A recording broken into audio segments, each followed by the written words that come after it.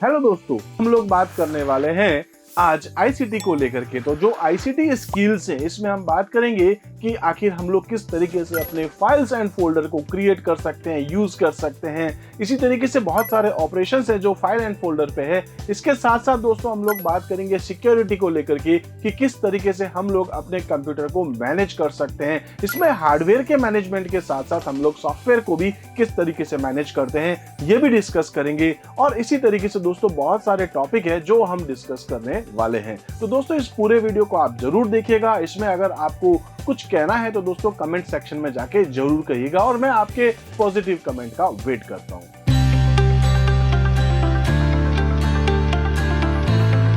Hello दोस्तों, score शाला के चैनल पे मैं सुरेंद्र आपका एक बार फिर से वेलकम करता हूं। दोस्तों आज हम लोग क्लास 10 के आईटी में बात करने वाले हैं अपने एक और नए यूनिट को लेकर के।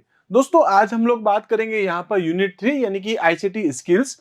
और दोस्तों यहाँ पर हम इस आईसीटी स्किल्स में बात करें अपने चैप्टर नंबर 8 को, जो कि किप्स की बुक के अकॉर्डिंग है, जिसमें हम बात करें दोस्तों ऑपरेटिंग सिस्टम। तो ये ऑपरेटिंग सिस्टम जो टॉपिक है दोस्तों, ये हमारे लिए एक इंपॉर्टेंट टॉपिक होता है, एक इंपॉर्टेंट चैप्टर है। यहां से दोस्तों बहुत सारे क्वेश्चंस जो है अपन देख सकते हैं जो अपने एग्जाम्स होते हैं बोर्ड के भी और अपने स्कूल के जो प्री एग्जाम प्री बोर्ड अगर अपन कहें तो, या अगर अपने पास PT1 है, PT2 है, या अपने पास में हाफ ईयरली है। तो दोस्तों ये एक इंपॉर्टेंट चैप्टर है, इसको अच्छे से देखिएगा। और मैं आपको ये विश्वास के साथ कह सकता हूं दोस्तों कि ये जो टॉपिक आप पढ़ रहे हो ये सिर्फ पढ़ाई से रिलेटेड नहीं है, ये रियल लाइफ में भी आपको बहुत सपोर्ट करता है। तो आइए दोस्तों अपन सबसे पहले बात करते हैं ऑपरेटिंग सिस्टम के बारे में कि आखिर ऑपरेटिंग सिस्टम है क्या। लेकिन उससे पहले हम बात करते हैं कि ऑपरेटिंग सिस्टम एक ऐसा सॉफ्टवेयर है जो कि हमारे कंप्यूटर को काम करवाता है, हमारे कंप्यूटर के प्रोसेस को मैनेज करवाता है। इससे पहले अपन बात करेंगे कंप्यूटर क्या है, कंप्यूटर के हार्डवेयर क्या है, कंप्यूटर के सॉफ्टवेयर क्या है। तो यही सारे टॉपिक्स अपन डिस्कस करेंगे। सबसे पहले अपन देखते हैं दोस्तों व्हाट इज कंप्यूटर। कंप्यूटर आखिर होता क्या है? तो सिंपल सी बात है भाई, कंप्यूटर क्या है? कंप्यूटर अपने पास एक ऐसी मशीन है बंद पड़ी, अगर अपन देखें तो उसमें क्या है, सारे हार्डवेयर दिखेंगे। लाइक कीबोर्ड अगर आप दिख रहा है, मतलब बिल्कुल बंद ही पड़ा है सपोज, ठीक है। तो उसमें जो भी चीजें आपको दिख रही है, लाइक आप कह सकते हैं कीबोर्ड है, माउस है। अगर आप कैबिनेट बॉक्स खोल के देखते हैं तो उसके अंदर मदरबोर्ड दिखेगा, रैम दिखेगी, रोम दिखेगा। इसी टाइप से आप CPU देख सकते हैं और बहुत सारे आपके पास लाइक सीमोस वगैरह ऐसे बहुत सारे हार्डवेयर से। तो दोस्तों ये जो हार्डवेयर है ये अपने आप में काम नहीं कर सकते। इट मींस आप ऐसा नहीं कह सकते रैम को चल रैम ये काम कर, ओके माउस आपको ये काम करना है, कीबोर्ड आपको ये काम करना है। तो जो भी आप काम करवाते हो वो काम किसके थ्रू कराते हो? किसी प्रोग्राम के थ्रू। और उन प्रोग्राम के कलेक्शंस को अपन क्या बोलते हैं? सॉफ्टवेयर। अगर मैं सिंपल से शब्दों में कहूं तो दोस्तों आप जो टीवी यूज कर रहे हैं, टीवी में आप जो रिमोट से एक बटन दबाते हैं जिससे चैनल चेंज होता है, एक बटन दबाते हैं जिससे चैनल वापस आप आगे पीछे या वॉल्यूम आगे पीछे या और दूसरे ऑप्शंस भी जो आपको मिलते हैं अलग अलग बटन्स पे, उन सभी बटन का क्या होता है? अपने पास एक प्रोग्राम होता है। और फाइनली अगर अपन बात करें उन सभी प्रोग्राम्स को मिला करके आपके टीवी का क्या है? एक सॉफ्टवेयर है। आप किसी भी चीज में देख सकते हैं, अपने मोबाइल में भी देख सकते हैं, वहां पर भी आपको क्या मिलते हैं? सॉफ्टवेयर। तो सॉफ्टवेयर क्या है? Software is a collection of programs. तो यहां पर हम यही बात कर रहे हैं कि हमारा जो कंप्यूटर होता है उसमें दो चीजें होती है, एक हार्डवेयर होता है और दूसरा आपके पास क्या होगा? सॉफ्टवेयर। तो हार्डवेयर एंड सॉफ्टवेयर को मिला करके अपन क्या बोलते हैं? कंप्यूटर है। तो यही लाइन है दोस्तों, computer is a machine that can store and process information. ठीक है, क्या करती है मशीन? ये आपके कंप्यूटर में इंफॉर्मेशन को जो भी है उसको स्टोर करना, प्रोसेस करना, वो सारे काम यहां पर ये करती है। इसी टाइप से most computer relay on a binary system. तो मैं मोस्ट की बात करूं, मैं ये कह रहा हूं भाई हमारा जो कंप्यूटर है, क्योंकि हम लोग जानते हैं, शायद आपने कभी पढ़ रखा होगा कि कंप्यूटर जो है वो अलग अलग टाइप के होते हैं। अगर अपन बात करते हैं on the basis of size, speed, memory, तो हमारे पास कंप्यूटर 4 टाइप के होते हैं। तो उसमें मैं आपको शायद पहले भी हम लोग बात कर चुके हैं, अगर आपने पिछले कुछ वीडियोस देखे होंगे तो मैं बता चुका था कि हमारे पास कंप्यूटर 4 टाइप के हैं। कौन कौन सा? सबसे साइज में छोटा, जिसको अपन क्या बोलते हैं दोस्तों? Micro computer. आपके पास जो कंप्यूटर होगा वो कौन सा है? माइक्रो कंप्यूटर, क्योंकि उसमें माइक्रो प्रोसेसर लगा है, सबसे छोटा प्रोसेसर लगा है जिसकी स्पीड बहुत कम, लगभग मैं कहूं तो 3 गीगाहर्ट्ज के आसपास मैक्सिमम स्पीड आपके पास प्रोसेसर की होती है। मेमोरी की बात करें तो आपके कंप्यूटर में मेमोरी कितनी होगी? रैम के बारे में चलो बात करते हैं, 8 GB तक, सपोज 16 GB तक, उससे ज्यादा नहीं। अगर अपन हार्ड डिस्क के बारे में बात करें, मैक्सिमम स्टोरेज कितना होगा? हार्डली दोस्तों 1 TB तक का होगा। हाँ, अगर आपने डबल लगा दिया तो 2 TB मान लो, एक्सटर्नल हार्ड डिस्क है तो 10 TB तक की मान लो। तो ये साइज बहुत कम, स्पीड बहुत कम, मेमोरी बहुत कम, तो कौन सा कंप्यूटर हो गया अपने पास में? Micro computer. उससे अगर आप थोड़ा बड़ा देखें, साइज में ज्यादा, स्पीड ज्यादा, मेमोरी ज्यादा, तो सबसे छोटा है आपके पास यहाँ पर माइक्रो। माइक्रो से ज्यादा आपके पास आ जाएगा यहाँ पर मेन फ्रेम है, मिनी कंप्यूटर कह सकते हैं। मिनी से ऊपर मेन फ्रेम है, उसके ऊपर सुपर कंप्यूटर है। इसी तरीके से अगर हम बोलते हैं भाई हमारा computer on the basis of working अगर अपन देखें, तो हमारे कंप्यूटर में जो है वो प्रोसेसिंग जो होती है, एक एनालॉग कंप्यूटर भी आपने नाम सुना होगा, और एक आपके पास होता है जिसको अपन डिजिटल कंप्यूटर कहते हैं। तो जनरली दोस्तों आप लोग जो कंप्यूटर यूज करते हो वो एक डिजिटल मशीन, एक डिजिटल कंप्यूटर है। तो डिजिटल जो कंप्यूटर है उसमें हमारा जो भी प्रोसेस है वो सारा किसमें होता है? बाइनरी सिस्टम में, ठीक है। तो most computers relay on a binary system that uses two variables 0 and 1, यानी कि हमारे कंप्यूटर में दो ही तो नंबर होते हैं, 1 और 0, और दो नंबर है। दो को बोलते हैं दोस्तों बाई, याद रखिएगा, जैसे बाई लैंग्वेज होता है तो अपन क्या बोलते हैं? बाइनरी।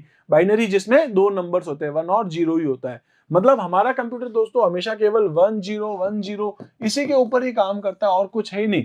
आप चाहे मूवीज देख रहे हैं, आप चाहे इंटरनेट यूज कर रहे हैं, आप चाहे गाने सुन रहे हैं, अगर आप वर्ड प्रोसेसिंग पे कुछ काम कर रहे हैं, तो हमारा कंप्यूटर फाइनली 101001 इसी के ऊपर कुछ काम कर रहा है, बाइनरी नंबर पे ही काम करता है, ठीक है।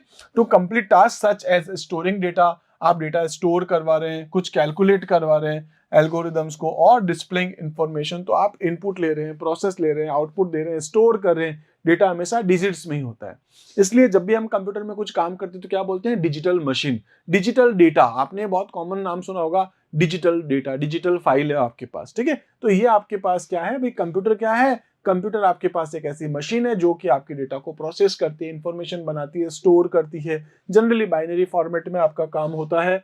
इसी तरीके से हम बात करने वाले हैं यहाँ पर कि जो हमारा कंप्यूटर है वो जनरली दो चीजों को लेकर के बनाता है, हार्डवेयर एंड सॉफ्टवेयर।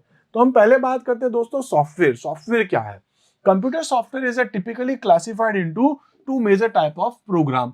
तो मैं बता रहा था सॉफ्टवेयर क्या होते हैं आपके पास। सॉफ्टवेयर आपके पास कलेक्शन ऑफ प्रोग्राम्स हो गए, ठीक है, कलेक्शन ऑफ प्रोग्राम्स। तो यहां पर अपन क्या देख रहे हैं? Computer software is typically classified into major types of program, जिसमें अपन क्या बोलते हैं? एक होता है सिस्टम और एक होता है एप्लीकेशन। इसको अपन इस तरीके से देखते हैं दोस्तों, एक आपके पास होता है हार्डवेयर।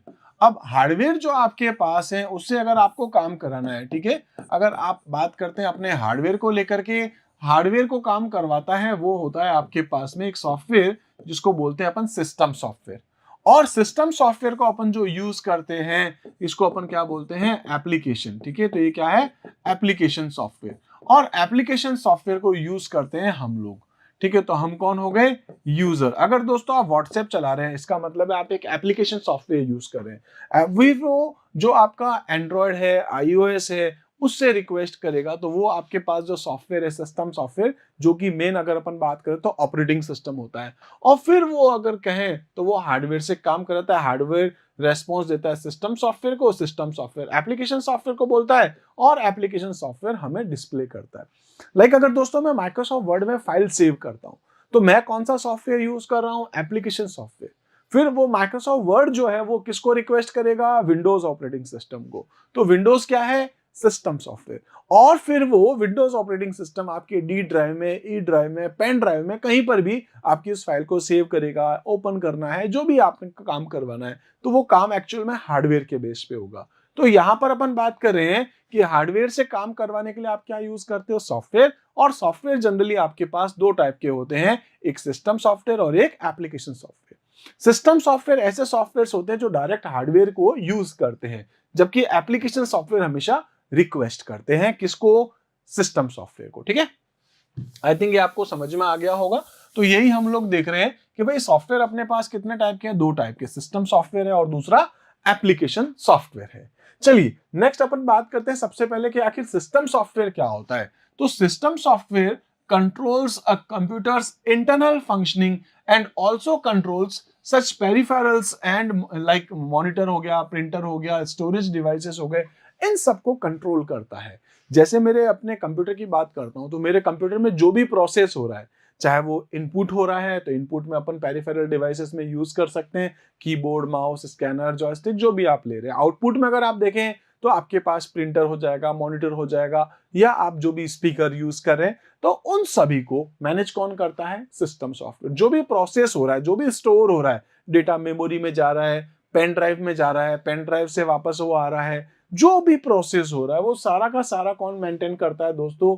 System software. तो जनरली अपन अभी डिस्कस कर रहे थे हार्डवेयर पे काम करता है, तो हार्डवेयर से रिलेटेड जितने भी डिवाइसेस है उन सभी के ऊपर मेन काम कौन करता है? अपना सिस्टम सॉफ्टवेयर। ठीक है, इसी तरीके से बात करते हैं एप्लीकेशन सॉफ्टवेयर क्या हो गए, इसको अपन शॉर्ट में क्या बोलते हैं? ऐप भी बोलते हैं। ठीक है, इसी को क्या बोल रहे हैं अपन? ऐप भी बोलते हैं। एप्लीकेशन सॉफ्टवेयर बोल दीजिए। मोबाइल केस में अपन क्या बोलते हैं? जो भी ऐप है आपके पास, ये क्या होता है? इस software that performs specific task. तो ये क्या होते हैं? जनरली एक स्पेसिफिक टास्क के लिए डेवलप किए जाते हैं। जैसे जैसे दोस्तों कैलकुलेशंस करनी है, अगर अपन को डेटा स्टोर करना है, उस पर भी कैलकुलेशन करना है, तो अपन क्या यूज करते हैं? एक्सेल। इसी तरीके से माइक्रोसॉफ्ट वर्ड अगर आप यूज करते हैं तो माइक्रोसॉफ्ट वर्ड में अपन डॉक्यूमेंट बनाते हैं, पावर पॉइंट में अपन अपनी प्रेजेंटेशन क्रिएट करते हैं। इसी तरीके से वेबसाइट्स देखना है तो आप ब्राउजर को यूज करते हैं, गाने सुनने हैं, मूवीज देखनी, आप वीएलसी प्लेयर को यूज करते हैं। एक स्पेसिफिक टाइप के काम करने के लिए जो सॉफ्टवेयर होते हैं उसको अपन क्या बोलते हैं? Application software. तो यही अपन देख रहे हैं for an end user. For example Microsoft Word, Excel, ये कुछ एग्जांपल्स हैं आपके पास किसके? एप्लीकेशन सॉफ्टवेयर के। इसी तरीके से अपन कह सकते हैं कि जब हम लोग अपने कंप्यूटर को स्टार्ट करते हैं दोस्तों, जब आप कंप्यूटर ऑन करते हो तो सबसे पहले क्या होता है? हमारा विंडोज ऑपरेटिंग सिस्टम। अगर आप विंडोज यूज करें, लाइनक्स कर रहे हैं, मैक करें, जो भी आप मोबाइल चला रहे हैं तो मोबाइल में आपके पास iOS होगा, एंड्रॉयड होगा अभी इन दिनों में, और भी अगर आप देखें तो पुराने अगर अपन बात करें तो ब्लैकबेरी होगा, सिम्बियन होगा, बहुत से बहुत सारे ऐसे सॉफ्टवेयर हैं जो भी आप अपने कंप्यूटर, मोबाइल जिसको भी आप ऑन करते हो, सबसे पहला जो सॉफ्टवेयर लोड होता है उसको अपन क्या बोलते हैं? System software. तो कह सकते हैं the first program that loads on a computer when you switch on the system. ठीक है, जब भी आप अपने कंप्यूटर को ऑन करते हैं इज कॉल्ड ऑपरेटिंग सिस्टम। तो ये जो सॉफ्टवेयर है आपके पास, ऑपरेटिंग सिस्टम, मेन एक ऐसा सॉफ्टवेयर जो आपके कंप्यूटर को चलाता है, और कंप्यूटर के ज्यादा से ज्यादा जो इंपॉर्टेंट काम है वो आपका ऑपरेटिंग सिस्टम करता है। इनफैक्ट अगर मैं कहूं सिस्टम सॉफ्टवेयर में भी सबसे बड़ा जो नाम होता है वो ऑपरेटिंग सिस्टम होता है। होते तो और भी नाम है लेकिन ऑपरेटिंग सिस्टम सबसे पॉपुलर होता है, जो अपना चैप्टर भी है। इसके बाद बात करेंगे इट इज अ प्रोग्राम। ठीक है, तो it is a program that act as an interface between the software and computer hardware. तो ये ऑपरेटिंग सिस्टम क्या करता है दोस्तों? जैसा मैं आपको कह रहा था अभी कि आपके हार्डवेयर और आपके सॉफ्टवेयर के बीच में क्या करता है? एक इंटरफेस प्रोवाइड करता है। ये ऐप थी, एप्लीकेशन, ये था आपके पास सिस्टम सॉफ्टवेयर जिसमें अपन कह रहे हैं ऑपरेटिंग सिस्टम, और ये रहा आपका हार्डवेयर। तो ये रिक्वेस्ट सिस्टम सॉफ्टवेयर को कर रहा था, सिस्टम सॉफ्टवेयर हार्डवेयर को कह रहा था। तो ये क्या कर रहा है? आपके पास एक इंटरफेस प्रोवाइड करवाता है हार्डवेयर और सॉफ्टवेयर के बीच में। It is a specialized set of programs to manage the overall functioning of a computer and its resources।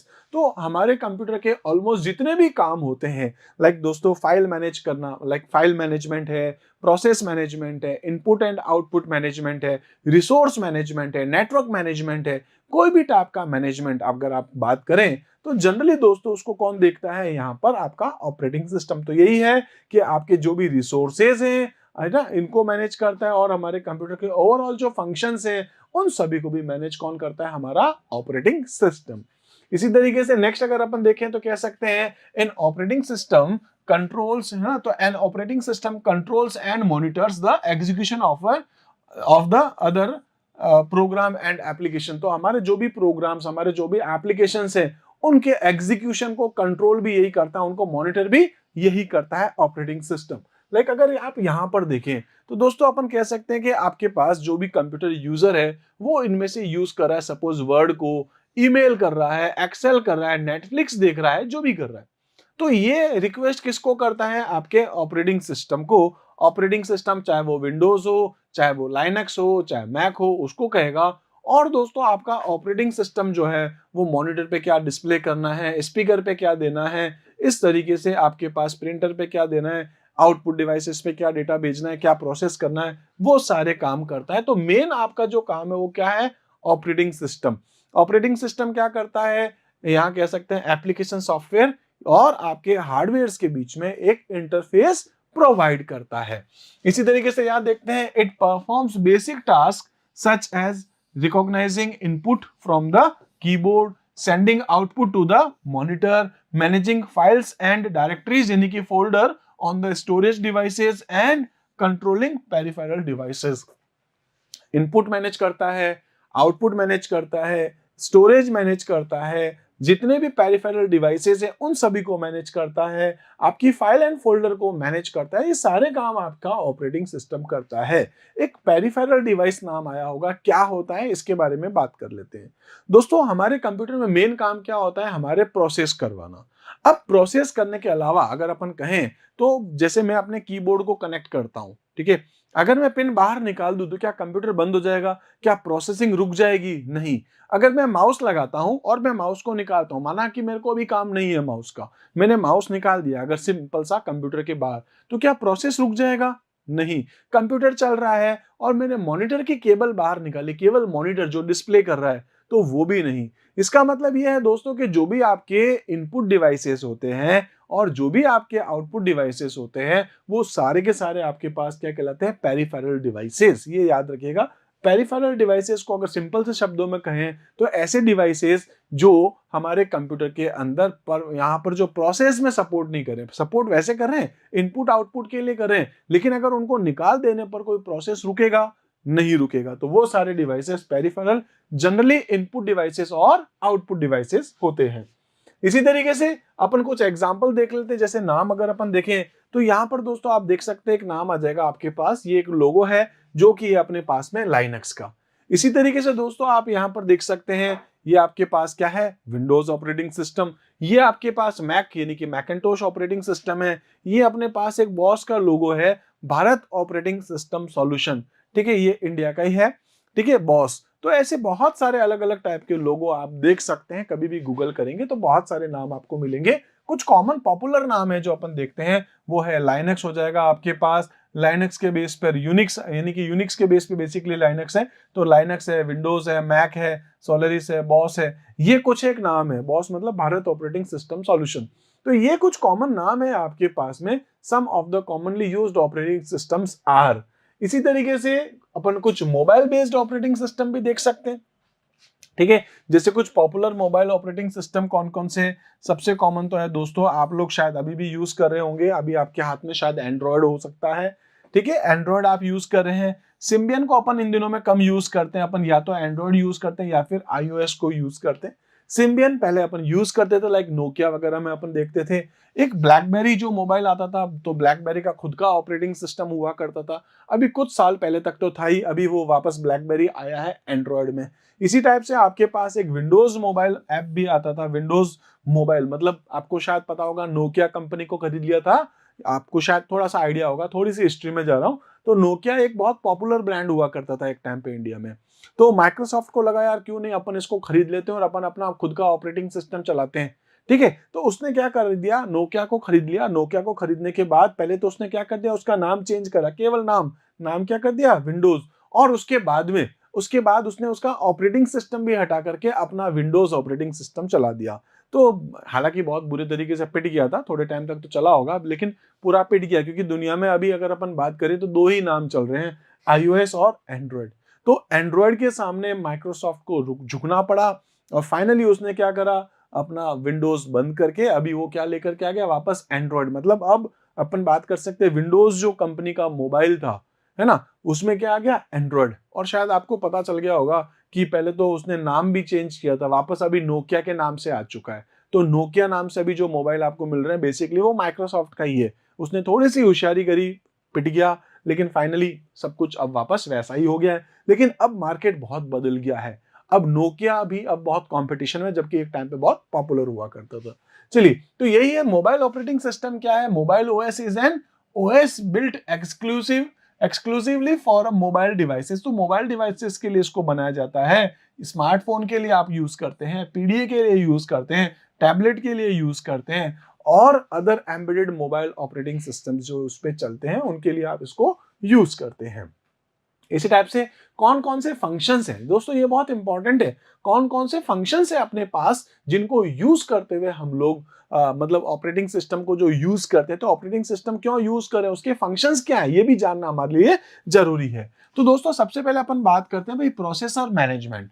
Process management का मतलब क्या है, हम लोग हमारे कंप्यूटर में क्या करते हैं, इनपुट देते हैं, इनपुट के बाद क्या होता है, हमारा डेटा प्रोसेस होता है, और प्रोसेस के बाद क्या आता है अपने पास, आउटपुट। तो ये कितने, आईपीओ का मतलब क्या हो गया, इनपुट प्रोसेस एंड आउटपुट। तो दोस्तों हम लोग क्या इनपुट भेज रहे हैं, हमारा डेटा, हमारे इंस्ट्रक्शंस, हमारे जो भी इंफॉर्मेशन हम लोग भेज रहे हैं उसको यहाँ पर प्रोसेस किया जाएगा, और प्रोसेस करने के बाद उसकी क्या मिलती है आपको, एक इंफॉर्मेशन जो कहाँ मिलती है, आउटपुट डिवाइसेस के पास। तो ये जो प्रोसेस हो रहा है, इस पूरे प्रोसेस को मैनेज कौन कर रहा है, आपका ऑपरेटिंग सिस्टम। तो पहला इसका एग्जांपल क्या है आपके पास में, फंक्शंस अगर अपन देखें तो क्या है, processor management. And operating system manages the working of the processor by allocating various jobs to it. मतलब कौन सा डेटा कहाँ जाना है, ठीक है, किस तरीके से वो प्रोसेस होगा। जब हम जानते हैं प्रोसेस कौन करता है, हमारा सीपीयू। तो सीपीयू के भी दो पार्ट होते हैं, आपको पता होगा, एक एएलयू होता है और एक अपना सीयू होता है। तो सीयू में डेटा जाएगा, कंट्रोल करेगा, एएलयू के पास जाएगा, प्रोसेस करके उसको रजिस्टर में डालेगा, मेमोरी में, वहां से वापस हो जाएगा। तो ये सारे काम कौन करता है, आपका ऑपरेटिंग सिस्टम। नेक्स्ट देखते हैं, it also ensure that each processes and application, ठीक है, receives enough time by the processor to function properly. तो ये उनके जो कह सकते हैं कि जो भी उनके जो प्रोसेसिंग का जो टाइम है, उनके जो फंक्शंस है वो प्रॉपर्ली हो रहे हैं नहीं हो रहे हैं, इन सबको भी यही मैनेज करता है। तो पहला नाम था दोस्तों, याद रखिएगा, प्रोसेसर मैनेजमेंट या प्रोसेस मैनेजमेंट। तो हमारे यहाँ पर कह सकते हैं कि हमारे कंप्यूटर का जो भी काम हो रहा है, जो भी प्रोसेसिंग हो रही है, उन सबको मैनेज कौन करता है, आपका ऑपरेटिंग सिस्टम। बहुत छोटा सा नाम याद रखिएगा, फंक्शंस लिखने हैं, 4 फंक्शंस कोई भी, तो आप इनमें से जो भी अपन आगे देखेंगे आप देखिएगा, तो उनमें से कोई भी आप नाम लिख सकते हैं, ठीक है। तो सबसे पहला काम क्या है, प्रोसेस मैनेजमेंट। प्रोसेस मैनेजमेंट के बाद आता है मेमोरी मैनेजमेंट। मेमोरी का मतलब क्या हो गया भाई, डेटा रैम में जाएगा, कैशे मेमोरी में जाएगा, कैशे मेमोरी से वापस कहां जा रहा है, तो रजिस्टर्स में जो डेटा जा रहा है, इन सबको मैनेज कौन करता है, आपका ऑपरेटिंग सिस्टम, ठीक है। तो हम लोग जानते हैं दोस्तों, अगर अपन बात करते हैं सीपीयू के बारे में, है ना, तो सीपीयू यानी कि सिस्टम यूनिट का अगर मैं कहूं, ठीक है, तो जो सिस्टम यूनिट अपने पास है, इसके फिर पार्ट होते हैं दो। एक होता है जिसको अपन कहते हैं रैम, जिसको कि अपन मेमोरी भी बोलते हैं, और दूसरा अपने पास होता है सीपीयू। और सीपीयू के जैसे मैं दो पार्ट आपको कह रहा था, तो शायद आपको पता होगा कि रैम और सीपीयू के बीच में भी आपके पास एक मेमोरी होती है, जिसको अपन क्या बोलते हैं, कैशे मेमोरी, ठीक है। तो ये इस वजह से अपन इसको यूज करते हैं, जिससे कि आपके कंप्यूटर की स्पीड फास्ट रहती है। रैम और सीपीयू के बीच में लगाते हैं।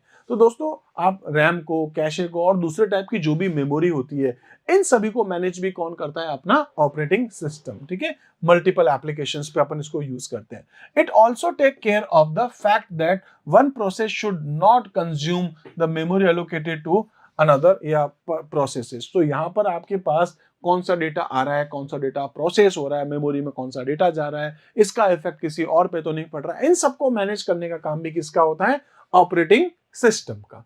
इसी टाइप से आता है डिवाइस मैनेजमेंट। जो भी टाइप के डिवाइसेस हैं, आपके इनपुट डिवाइसेस हैं, आपके आउटपुट डिवाइसेस हैं, इन सबको मैनेज करने का काम भी किसका होगा, आपके ऑपरेटिंग सिस्टम का। तो कह सकते हैं N operating system controls the working of all input and output devices. Like आपका कीबोर्ड जो काम कर रहा है, कीबोर्ड के फंक्शंस जो भी है, माउस के फंक्शंस जो भी है, मॉनिटर के फंक्शंस है, स्पीकर के फंक्शंस है, आपके माइक के फंक्शंस है, आपके बार कोड रीडर के फंक्शंस है, जितने भी टाइप के फंक्शंस हैं, मतलब जितने भी टाइप के डिवाइसेस हैं, चाहे इनपुट है, चाहे आउटपुट है, आउटपुट डिवाइसेस हैं, इन सभी को मैनेज करने का काम भी आपके ऑपरेटिंग सिस्टम का होता है। तो it receives the request from these devices, perform the specific task and communicate back to the requesting processes. तो ये जो सारे काम है, ये भी आपका ऑपरेटिंग सिस्टम करता है। इसी टाइप से दोस्तों नेक्स्ट अपन बात करते तो आता है फाइल मैनेजमेंट। फाइल मैनेजमेंट का मतलब क्या हो गया, मैं कुछ कंटेंट लिख रहा हूं किसी फाइल में, अब दोस्तों मैं चाहता हूं इस फाइल को सेव करना। तो फाइल को सेव करना है, सेव कौन कराएगा, ऑपरेटिंग सिस्टम। फाइल को क्रिएट करना है, कौन कराएगा, ऑपरेटिंग सिस्टम। मुझे उस फाइल का नाम चेंज करना है, रीनेम करना है, कौन कराएगा, ऑपरेटिंग सिस्टम। दोस्तों मुझे उस फाइल को डिलीट करना है, कौन कराएगा, ऑपरेटिंग सिस्टम। मुझे उस फाइल को एक जगह से दूसरी जगह पर लेकर के जाना है, कट और पेस्ट करना है या कॉपी और पेस्ट करना है, तो कौन कराएगा, ऑपरेटिंग सिस्टम। तो फाइल से रिलेटेड जो भी ऑपरेशंस होते हैं, फाइल के टाइप को लेकर के, उसके एक्सटेंशंस को लेकर के, उसको हाइड करना है और दूसरी जो भी प्रॉपर्टीज हैं, ये सब कौन मैनेज करता है, आपका ऑपरेटिंग सिस्टम। तो अपन कह सकते हैं N operating system keeps track of information regarding creation, deletion, transfer, copy and storage of the file in an organized way. ठीक है। तो इन सभी को मैनेज कौन करता है? फाइल मैनेजमेंट, ठीक है, इसी ऑपरेटिंग सिस्टम, ठीक है। तो फाइल मैनेजमेंट का काम ऑपरेटिंग सिस्टम करता है। It also maintains the integrity of data stored in this files including the directory structure. Directory का मतलब होता है दोस्तों फोल्डर, याद रखिएगा फोल्डर। तो फोल्डर स्ट्रक्चर को मैनेज करना, उसके अंदर फोल्डर में फोल्डर, उसके अंदर फाइल, जो कुछ भी है, तो ये पूरा फाइल मैनेजमेंट का काम किसका होगा? आपके ऑपरेटिंग सिस्टम का। इसी टाइप से दोस्तों नेक्स्ट अगर अपन बात करें तो अपने पास आता है सिक्योरिटी। आपके मोबाइल में भी होगी ना, या तो आपने पैटर्न कुछ बना रखा होगा, आपने कुछ नंबर डाल रखे होंगे, थंब इंप्रेशन हो सकता है, वॉइस हो सकता है, फेस हो सकता है, है ना। इसी टाइप से आपके पास और भी बहुत सारे अलग अलग टाइप के कह सकते हैं फीचर्स हो सकते हैं सिक्योरिटी के लिए। तो दोस्तों वो सिक्योरिटी का जो काम है वो कौन करता है? आपका ऑपरेटिंग सिस्टम। तो the operating system provides various techniques which ensure the integrity and confidentiality of the users data। तो हमारे डेटा को, हमारा जो भी कह सकते हैं जो पर्सनल डेटा है, जो कॉन्फिडेंशियली जो डेटा है अपने पास, उन सभी को प्रोटेक्ट करने का काम भी किसका होगा? आपके ऑपरेटिंग सिस्टम का, ठीक है। Following are the security measures that are used to protect the users data. उसमें क्या है? तो प्रोटेक्शन अगेंस्ट अनऑथराइज्ड एक्सेस। कोई भी पर्सन डायरेक्ट आपके मोबाइल को, आपके कंप्यूटर को यूज नहीं कर सके, उसको रोकने के लिए आपने क्या लगा रखा है? पासवर्ड, और सिर्फ वो आपके पास ही है। तो जो ऑथराइज्ड पर्सन है वो अपना पासवर्ड डाल के लॉग इन कर सकता है, अदरवाइज हर कोई नहीं। तो ये आपको एक फीचर मिल रहा है। इसी टाइप से अपन कह सकते हैं through log in and password. दूसरा क्या है? प्रोटेक्शन अगेंस्ट, ठीक है, intrusion by keeping the firewall active. तो आपके बाहर से, नेटवर्क के बाहर से भी कोई, है ना, मतलब इंटरनेट के थ्रू आपके कंप्यूटर को कोई एक्सेस नहीं कर सके, फाइल्स लेकर के नहीं जा सके, उन सभी की सिक्योरिटी भी यहाँ प्रोवाइड करा जाती है, जिसको अपन बोलते हैं फायरवॉल। तो आप जनरली जब ऐप वगैरह कुछ डाउनलोड करते हैं, आपने किया होगा, कोई गेम्स है, व्हाट्सएप है, कुछ भी, आप जब इंस्टाग्राम, फेसबुक, जो भी ऐप आपके मोबाइल में आप चलाते हैं, तो जब आप उसको इंस्टॉल करते हैं वो आपसे परमिशन मांगता है। वो परमिशन क्यों मांगता है? क्योंकि कोई भी पर्टिकुलर ऐप जो है वो आपके कंप्यूटर के, आपके मोबाइल के डेटा को एक्सेस डायरेक्ट नहीं कर सकती जब तक आप परमिशन नहीं देते। उसको रोकता कौन है?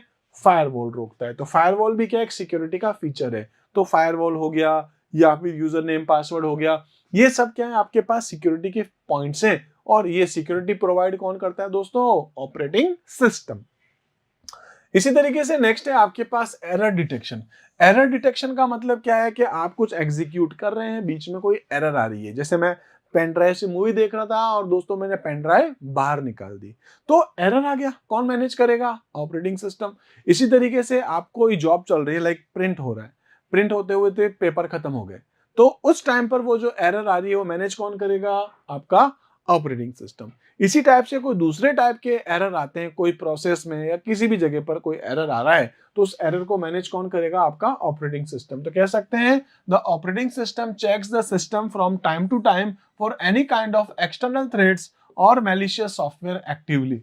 तो ये एरर डिटेक्शन का काम भी करता जा रहा है ना। सिक्योरिटी के अकॉर्डिंग भी देख सकते हैं, अपन कह सकते हैं भाई कि कोई एंटीवायरस सॉफ्टवेयर, कोई वायरसेस हैं, या आपके पास कोई थ्रेट है सिस्टम के अंदर, वो कोई आपके कंप्यूटर को नुकसान तो नहीं पहुंचा रहा है, उसके अकॉर्डिंग देखें तो एरर डिटेक्ट करने का काम भी इसी का है। इसी टाइप से it also check the hardware for any type of damage. हमारा हार्डवेयर प्रॉपर तरीके से काम कर रहा है, नहीं कर रहा है, उसको भी चेक करता है। In this process it displays the number of alerts to the users so that an appropriate actions can be taken against any flow or damage causes to the system। तो यहां पर कह सकते हैं कि किसी भी टाइप का कोई भी अगर आपका एरर आता है तो ये बेसिकली एरर आपको बताता है, ताकि अब आप आगे कुछ एक्शंस ले सके। इसी टाइप से दोस्तों नेक्स्ट है आपके पास जॉब शेड्यूलिंग। जॉब शेड्यूलिंग क्या हो गया? तो जॉब शेड्यूलिंग एक ऐसा प्रोसेस है जिसमें हम लोग ये कह सकते हैं कि सपोज हमारे कंप्यूटर में दोस्तों 3-4 अलग अलग काम हम लोग कर रहे हैं। पहला काम माइक्रोसॉफ्ट वर्ड में हो रहा है, दूसरा काम ब्राउजर में हो रहा है, तीसरा मूवी का काम, सॉन्ग्स का काम चल रहा है। तो ये काम पहले होगा, ये होगा, ये होगा, फिर ये होगा, वापस ये होगा, ये होगा। किस तरीके से, किस सॉफ्टवेयर को कितना टाइम मिलेगा, इसको अपन बोलते हैं जॉब शेड्यूलिंग।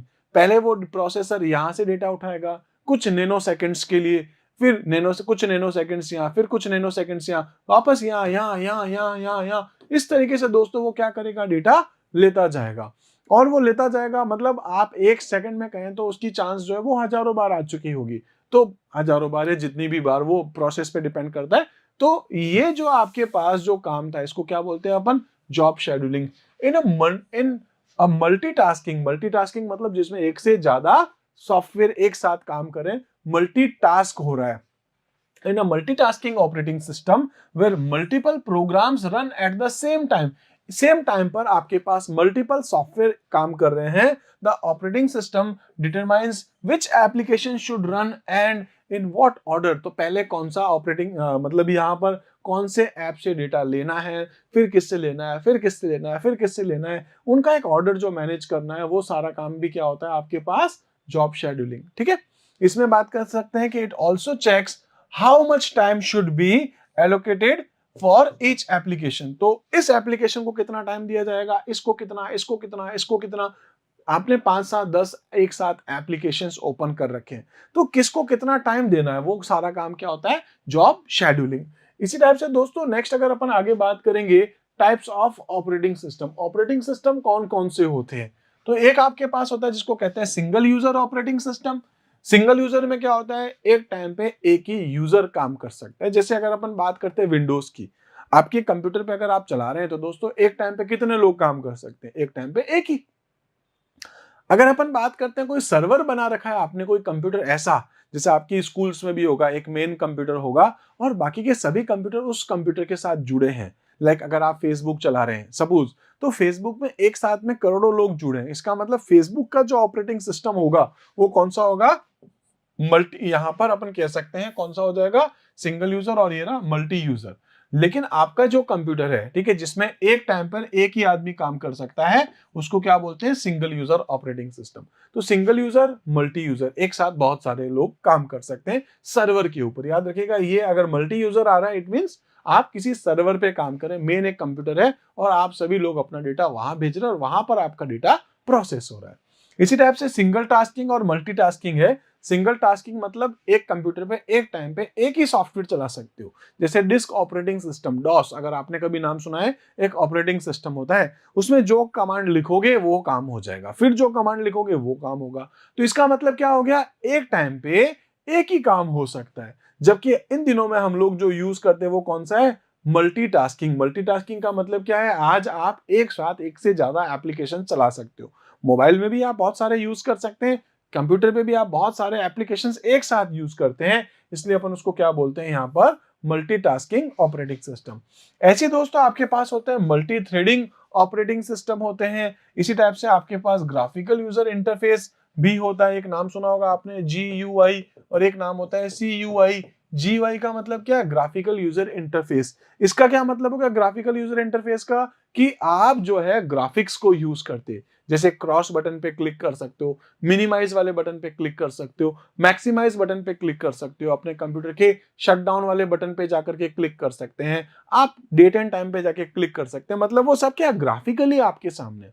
तो ग्राफिकली अगर आपके सामने है तो वो क्या कहते हो, graphical user interface. User interface का मतलब है मेरे और कंप्यूटर के बीच के अंदर कम्युनिकेशन कैसा होगा, मेरे और सिस्टम के बीच का कम्युनिकेशन कैसा होगा, ग्राफिक्स के थ्रू होगा या कमांड के थ्रू होगा। तो इसको क्या बोलते हैं, कमांड लाइन यूजर इंटरफेस, और जनरली आप इसको कैरेक्टर यूजर इंटरफेस भी बोलते हैं। आजकल दोस्तों एक और नया नाम आ चुका है, हम लोग बोलते हैं voice user interface, VUI। Voice user interface का मतलब क्या है, आप अपने मोबाइल में कुछ बोलिए, आप अपने कंप्यूटर पे कुछ बोलिए, वो कंप्यूटर ऑटोमेटिक काम करेगा। जैसे आजकल आप सिरी को कुछ कह सकते हैं, एलेक्सा को कुछ कहते हैं, ठीक है। इसी टाइप से आप जो है वो यूट्यूब पे, गूगल पे जो भी बोलते हैं, एक माइक बना होता है, बोलिए, आपका डेटा वहां जा रहा है, ऑटोमेटिक टाइप होगा, ऑटोमेटिक वो डेटा प्रोसेस होगा और रिजल्ट आपके सामने आएगा। तो इसको क्या बोलते हैं अपन, वॉइस यूजर इंटरफेस, याद रखिएगा। इसी टाइप से आपके पास आता है एक real time operating system. Real time operating system का मतलब क्या हो गया, कि ये जो है वो सेम टाइम पे काम करता है, ठीक है। प्रायोरिटी ये सबसे ज्यादा देगा रियल टाइम ऑपरेटिंग सिस्टम। जैसे एक टाइम पर अगर मैं बात करूं, मैं अभी अपना सपोज रेलवे की वेबसाइट पे जाकर के अपना एक ट्रेन का टिकट बुक करता हूं, सेम टाइम पर दोस्तों हो सकता है हजारों लोग भी उस टाइम पे खड़े हो उसी सर्वर पे।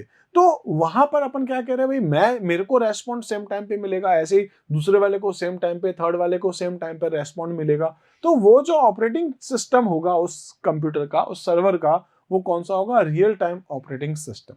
इसी तरीके से नेक्स्ट आपके पास होता है डिस्ट्रीब्यूटेड ऑपरेटिंग सिस्टम।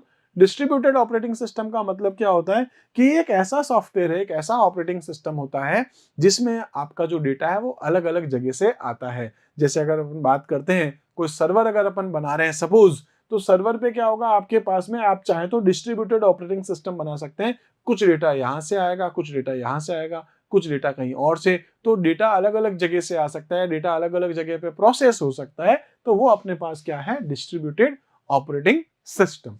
इनको अपन एक एक करके अभी वापस डिस्कस करेंगे। सबसे पहले आपके पास आता है सिंगल यूजर ऑपरेटिंग सिस्टम।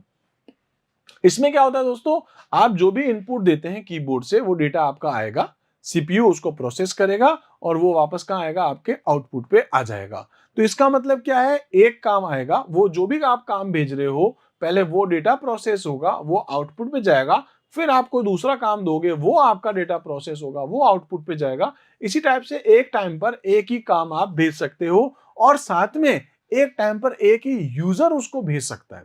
तो एक नाम आएगा दोस्तों सिंगल यूजर, एक आएगा सिंगल यहां पर टास्किंग भी, ठीक है।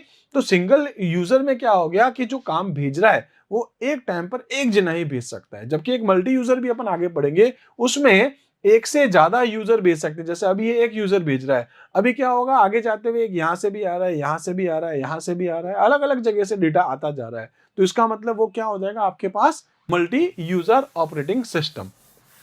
इसी को देखते हैं दोस्तों, सिंगल यूजर ऑपरेटिंग सिस्टम क्या है, this operating system could support only one user to do one thing at a time. एक टाइम पे क्या काम करना है भाई बताओ, एक ही यूजर काम कर सकता है, इस चीज को याद रखिएगा, ठीक है। The most popular single user operating system, ठीक है, वर कह सकते हैं कि आपके पास माइक्रोसॉफ्ट विंडोज 3.1 था, इसी टाइप से Microsoft Windows 95 and Microsoft DOS, ये सब क्या आपके पास सिंगल यूजर ऑपरेटिंग सिस्टम के एग्जांपल्स हैं।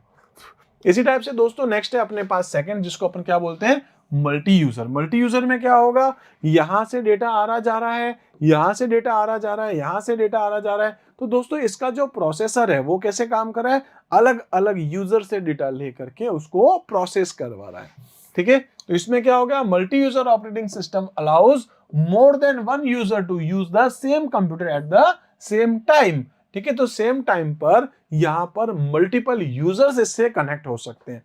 Some of the operating system that fall in this category are Linux, Unix and Microsoft Windows. तो लाइनक्स, यूनिक्स, माइक्रोसॉफ्ट विंडोज, ये सब भी आपको मल्टी यूजर ऑपरेटिंग सिस्टम के फीचर्स प्रोवाइड करवाते हैं। इसी टाइप से कह सकते हैं Windows 2000 was the first version of Windows which allows us to create several user account on a single machine, ठीक है।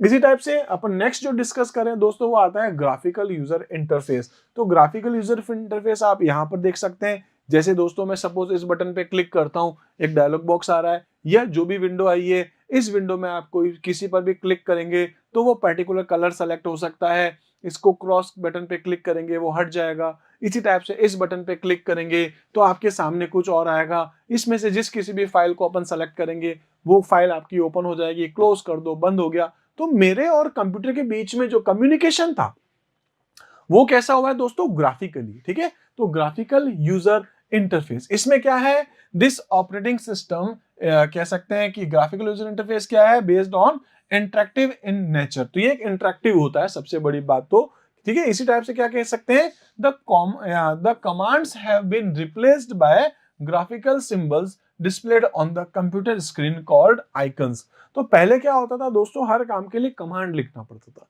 आजकल क्या आपके पास में कुछ आइकन्स है, ग्राफिकली आइकन्स है, इस बटन पे क्लिक करो ये काम, इस बटन पे क्लिक करो ये काम। तो अब अपन इसको यूज करते हैं। बहुत पहले जब अपन डॉस को यूज करते थे, डिस्क ऑपरेटिंग सिस्टम, तो वहां पर ग्राफिकल यूजर इंटरफेस नहीं था हर काम के लिए।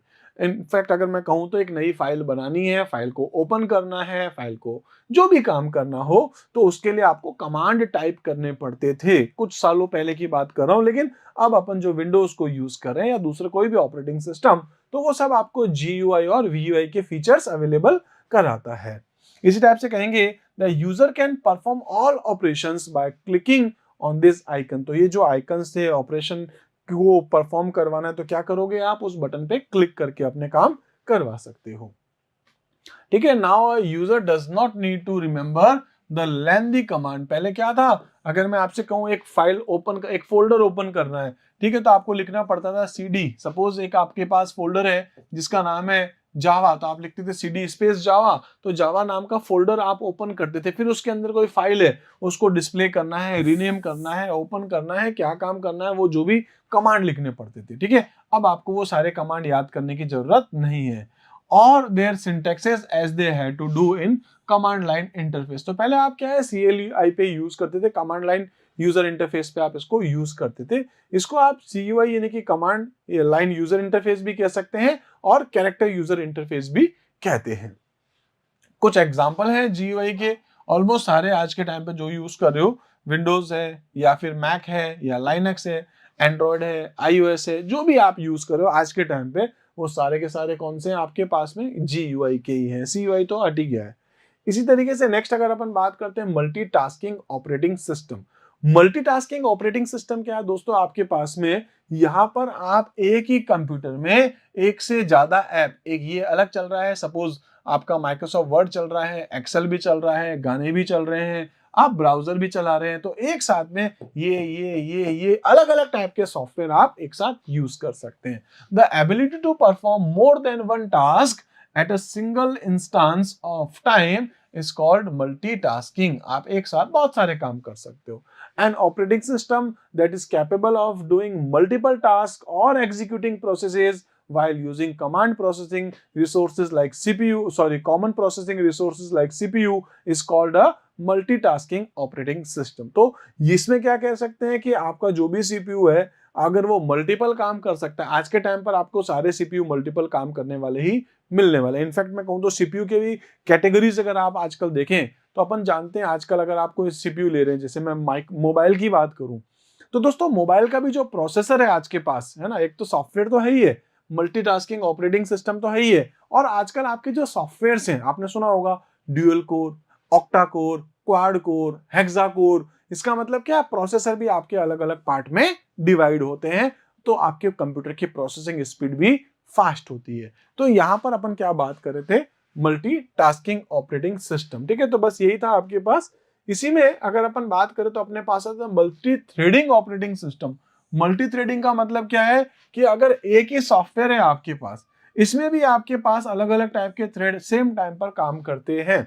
अगर मैं बात करता हूं दोस्तों, एक कॉमन सा एग्जांपल देता हूं, आप माइक्रोसॉफ्ट वर्ड यूज करते हो, टाइपिंग का भी काम कर रहा है, फॉर्मेटिंग का काम भी कर रहा है, इसके साथ साथ स्पेलिंग मिस्टेक्स है उसका भी काम कर रहा है, कितने सारे काम एक साथ करता है, ठीक है। तो उसमें आप क्या कह सकते हो, मल्टी थ्रेडिंग का आपके पास ऑप्शन हो गया। तो मल्टी थ्रेडिंग ऑपरेटिंग सिस्टम क्या है, that allows different part of an application, एक ही एप्लीकेशन में भी डिफरेंट अलग अलग टाइप के पार्ट्स हैं और प्रोग्राम टू रन साइमल्टेनियसली। एक ही सॉफ्टवेयर माइक्रोसॉफ्ट वर्ड के अंदर आप टाइपिंग भी कर रहे हैं, उसकी फॉर्मेटिंग भी साथ में मैनेज होती है, उसमें स्पेलिंग एंड ग्रामर भी चेक होती है, उसमें ऑटो करेक्शन का काम भी होता है, ठीक है। तो बहुत सारी चीजें एक साथ एक ही सॉफ्टवेयर पे होती है, उसको अपन क्या बोलते हैं यहाँ पर, मल्टी थ्रेडिंग, ठीक है। कह सकते हैं the feature of multi threading can delay the execution responses of certain processes. तो हाँ, ऐसा हो सकता है क्योंकि जो प्रोसेस ज्यादा हो रहे होते हैं, एक ही सॉफ्टवेयर में भी आपके अलग अलग प्रोसेस हो रहे हैं, तो थोड़ा सा इसमें टाइम जो है वो आपका ज्यादा लग सकता है। इसी तरीके से नेक्स्ट है आपके पास दोस्तों real time operating system. Real time operating system क्या हो गया, ये वो है जो अपन अभी एग्जांपल मैंने आपको दिया था, मैंने कहा था रेलवे का एक एग्जांपल लिया था, तो वैसे इसी को भी अपन ले रहे हैं। Real time operating system is designed to handle real life scenarios and problems. तो रियल लाइफ जो आपके पास है उसको मैनेज करने के लिए अपन इसको यूज करते हैं।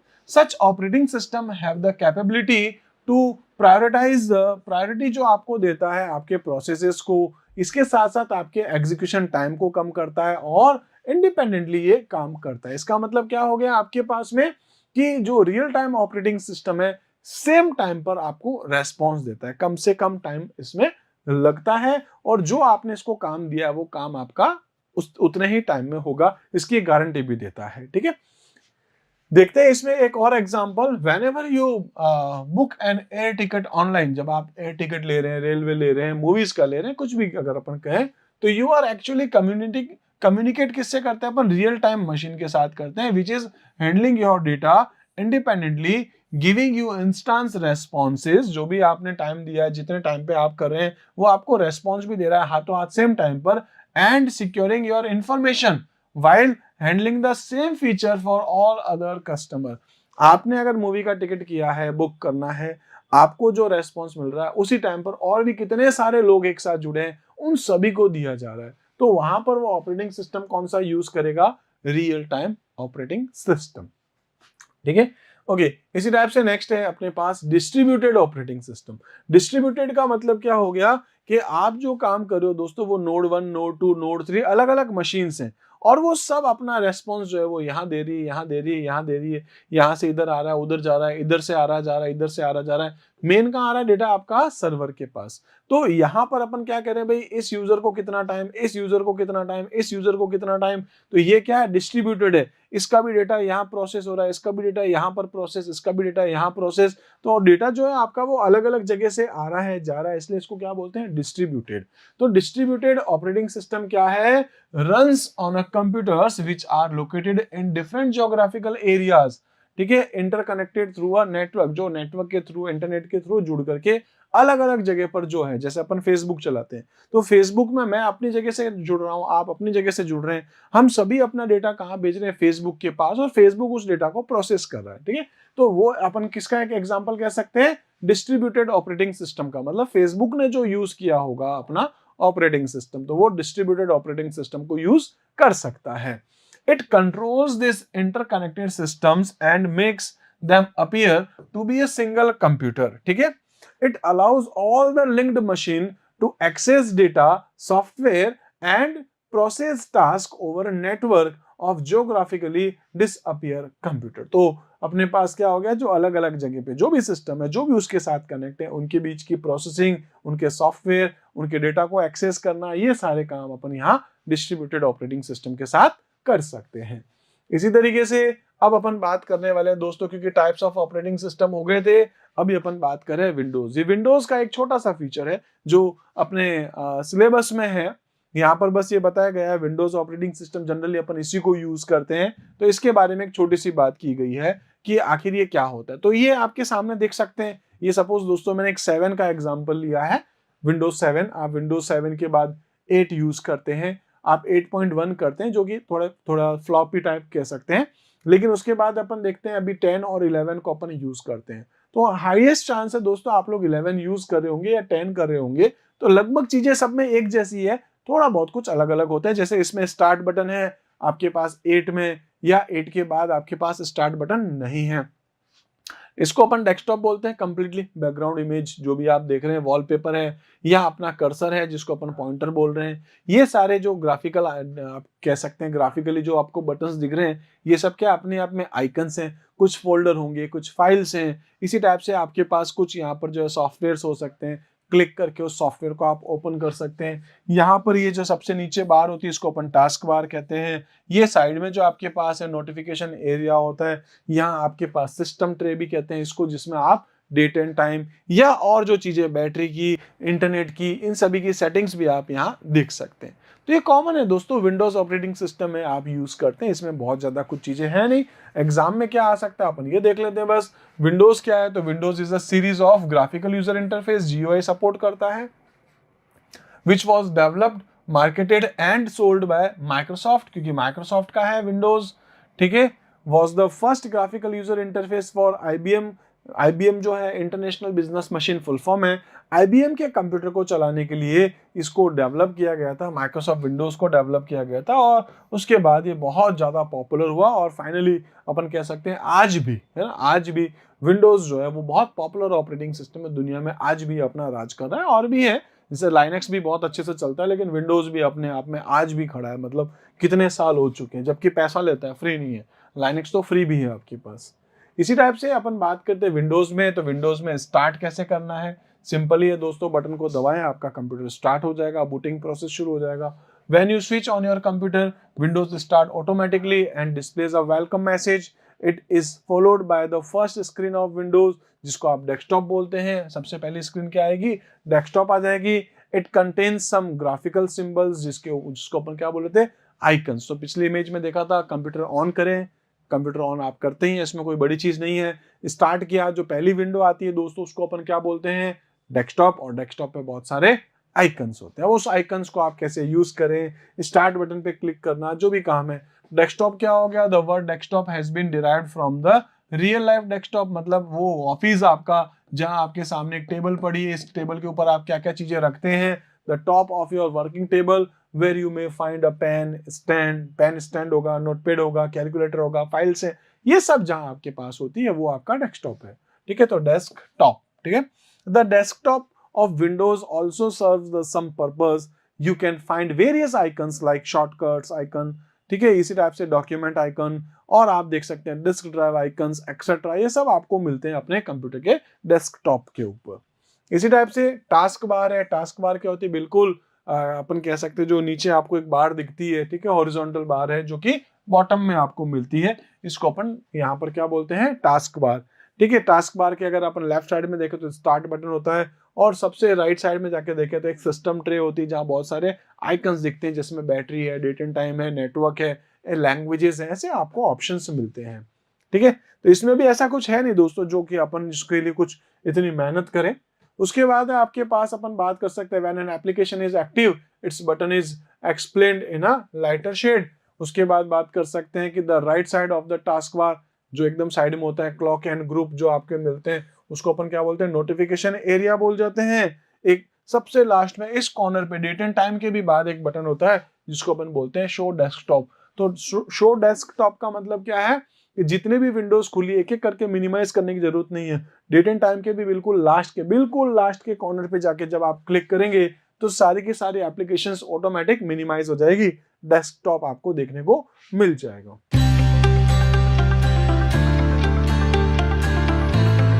सपोज मेरे पास एक ड्राइव है, डी ड्राइव में मैंने एक फोल्डर बना रखा है, उसका नाम रखा है मैंने माई स्कूल। और माई स्कूल के अंदर दोस्तों मैं वहां पर क्लास 9 का फोल्डर बना रहा हूँ, क्लास 10 का फोल्डर बना रहा हूँ। अब 9 के अंदर दोस्तों एक और फोल्डर मैं क्रिएट कर रहा हूँ जिसका नाम है साइंस, एक और फोल्डर है जिसका नाम है एसएसटी, एक का नाम है हिंदी, एक का नाम है इंग्लिश, एक का नाम है मैथ, एक का नाम अपने पास ऐसे ही कुछ और 5-6 सब्जेक्ट्स अपन ने बना रखे हैं। तो दोस्तों यहाँ पर क्या करें, एक रूट फोल्डर के अंदर और फोल्डर आप क्रिएट कर सकते हैं। हो सकता है हिंदी के अंदर भी आपको 2 लेने वाले, हिंदी 1 हिंदी 2, या इंग्लिश में भी बुक 1 बुक 2, जो भी आपके पास है। तो ये आप क्या करें दोस्तों, यहाँ पर अपने फोल्डर क्रिएट करें। तो फोल्डर कैसे क्रिएट करते हैं ये आप जानते हैं, शॉर्टकट भी अपने पास है। शॉर्टकट मतलब क्या, Ctrl+Shift+N दबा दीजिए, फोल्डर बन जाएगा।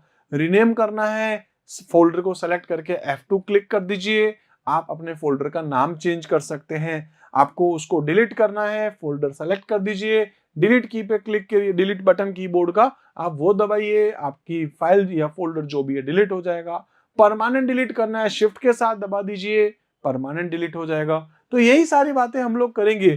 फाइल सिस्टम है क्या, आपको ये जानना जरूरी है। File system defines the way in which file are named and where they are placed logically for storage and retrieve। आपकी फाइल और फोल्डर अगर अपन बात करें तो फाइल कहां पड़ी है जिसको आप फ्यूचर में वापस स्टोर कर सके कहीं पर भी, या फ्यूचर में आप उसको वापस रिट्रीव कर सके। जनरली अगर अपन देखते हैं दोस्तों, अपने घर में हर चीज व्यवस्थित होती है। जैसे किचन का सामान का सारा कहाँ मिलेगा, किचन में ही मिलेगा। अगर आप देखना चाहते हैं कि सपोज इस पर्टिकुलर रूम में मेरे को ये सामान रखना है, इस वाले रूम में ये रखना है, इस वाली अलमारी में मुझे ये सामान रखना है, तो आप कभी भी, आपको पता है यार ये वाली चीज घर में हम लोग इस चीज को यहाँ रखते हैं, अगर आपको कभी भी रिक्वायरमेंट हुई आप वहां जाएंगे, वहां से उस सामान को ढूंढेंगे। कैसा हो दोस्तों, एक बॉक्स हो और उस बॉक्स के अंदर आपके घर के सारे सामान अपन उसी में डालने की कोशिश करें, अब वहां ढूंढना आपके लिए बहुत मुश्किल होगा। तो अपन अपने सिस्टम पे भी ऐसा ही काम करते हैं। जैसे मैंने आपको बताया कि भाई आप एक फोल्डर बनाएंगे, जैसे मैंने माई स्कूल का बनाया, उसके अंदर अपन क्या कर रहे हैं, क्लास 9th क्लास 10th इतनी सारी फाइल्स जो भी है, अगर एक ही फोल्डर में सारी फाइल्स डाल देंगे दोस्तों तो आपको सर्च करना बहुत टफ हो जाएगा। तो अपन ने क्या कर दिया, अपने फाइल्स एंड फोल्डर को अच्छे से मैनेज किया है। सेम यहाँ पर भी अपन करते हैं। एच ऑपरेटिंग सिस्टम, चाहे वो डॉस हो, विंडोज हो, यूनिक्स हो, मैक हो, कोई भी हो, वो आपको अपनी फाइल स्ट्रक्चर को मैनेज करने के लिए कुछ परमिशंस देता है, उसके कुछ लॉजिक्स है, कुछ प्रॉपर्टीज हैं, ठीक है, कुछ इसकी स्पीड, फ्लेक्सिबिलिटी, सिक्योरिटी, साइज, ऐसी बहुत सारी प्रॉपर्टीज आपको देता है। फोल्डर के अंदर एक और फोल्डर बनाते हैं आप, उसको आप सब फोल्डर बोलते हैं।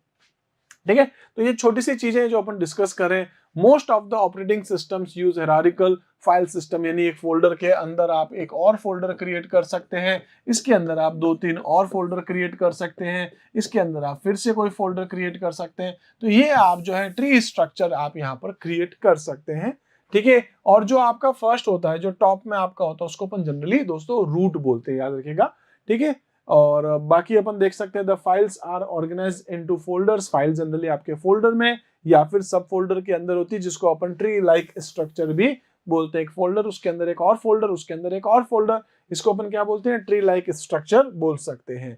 इसी टाइप से रोल क्या है, role of a file system क्या है आपके पास, फाइल मैनेजमेंट सिस्टम, जिसको अपन सिंपली फाइल सिस्टम भी बोल सकते हैं, is the layer of system software responsible for organizing and managing files या managing the storage of data. मतलब एक फोल्डर है, इसके अंदर आपने एक फोल्डर बना दिया, इसके अंदर एक और फोल्डर था, और दोस्तों यहाँ पर आपने अपनी कोई फाइल क्रिएट करी है, तो आप कितने अच्छे से आपको पता चल जाएगा इस फोल्डर में ये, इसके अंदर ये, इसके अंदर ये आपने रखी है।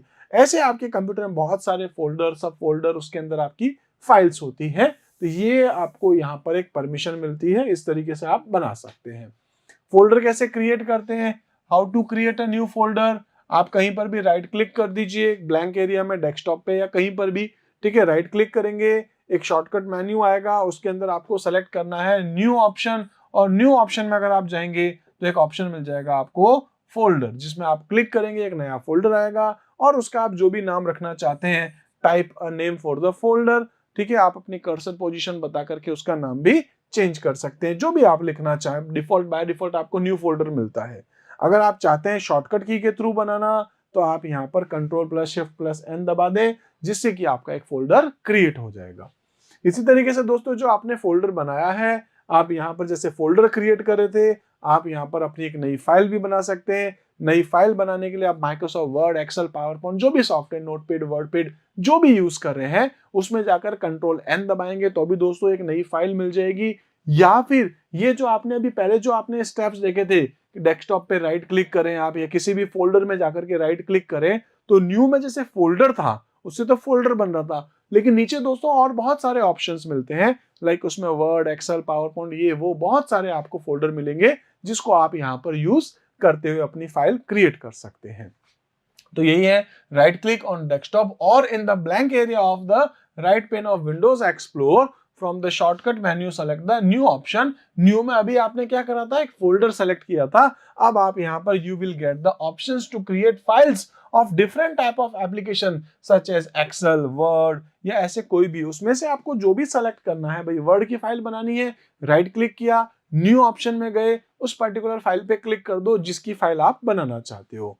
ठीक है, तो आप यहाँ पर फाइल बनाएंगे, आपकी एक ब्लैंक फाइल क्रिएट हो जाएगी, और आप उसका भी कोई नाम रख सकते हैं, तो आप उसका कुछ भी नाम रख दीजिए।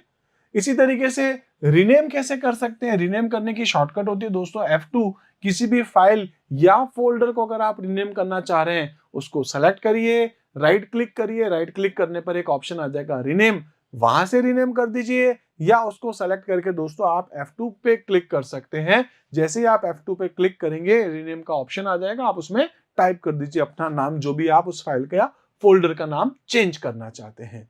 ठीक है, तो सिंपल है, right click on the selected file and folder and select the rename option from the shortcut menu. Now type the new name that you wish to give the file और फोल्डर, जो भी उस file folder का नाम देना चाहते हैं दे दीजिए। इसी टाइप से दोस्तों नेक्स्ट है डिलीटिंग। डिलीट कैसे करेंगे, ये फाइल सेलेक्ट करें या फोल्डर सेलेक्ट करें, डिलीट की दबा दीजिए, डिलीट हो जाएगा। या उस फाइल फोल्डर को सेलेक्ट करके राइट क्लिक करें, राइट क्लिक में जो ऑप्शन है उसमें से आपको क्या सेलेक्ट करना है, डिलीट। तो यही है, यहाँ पर भी to delete a file and folder क्या स्टेप्स हैं, select the file and folder जिसको आप डिलीट करना चाहते हैं, click on the organize option, आप ऑर्गेनाइज ऑप्शन में जा सकते हैं, and select the delete option, आप वहां से डिलीट पे क्लिक कर दीजिए। इसके साथ साथ एक मैसेज डायलॉग बॉक्स आएगा, बोलेगा भाई साहब सीरियसली फाइल को डिलीट करना चाहते हैं, कंफर्मेशन डायलॉग बॉक्स आएगा, are you sure you want to delete this file और फोल्डर, आप यस या नो करेंगे तो आपकी फाइल जो है वहां से डिलीट होगी, और कहां चली जाएगी दोस्तों, रिसाइकल बिन में। जब भी आप फाइल और फोल्डर को डिलीट करते हैं विंडोज ऑपरेटिंग सिस्टम में, तो आपकी फाइल या फोल्डर डिलीट होके कहां जाती है, रिसाइकल बिन में, याद रखिएगा। कभी भी अगर आप वापस रिसाइकल बिन से लेकर के आना चाहते हैं तो आप क्या करते हैं, रिसाइकल बिन में जाके उस फाइल या फोल्डर पे राइट क्लिक करके रीस्टोर करते हैं। तो आप रीस्टोर भी कर सकते हैं। तो ये आपसे बस पूछता है yes to confirm, you will find that the selected file folder has been deleted. Shortcut क्या है, डिलीट की। ठीक है, छोटा सा था टॉपिक।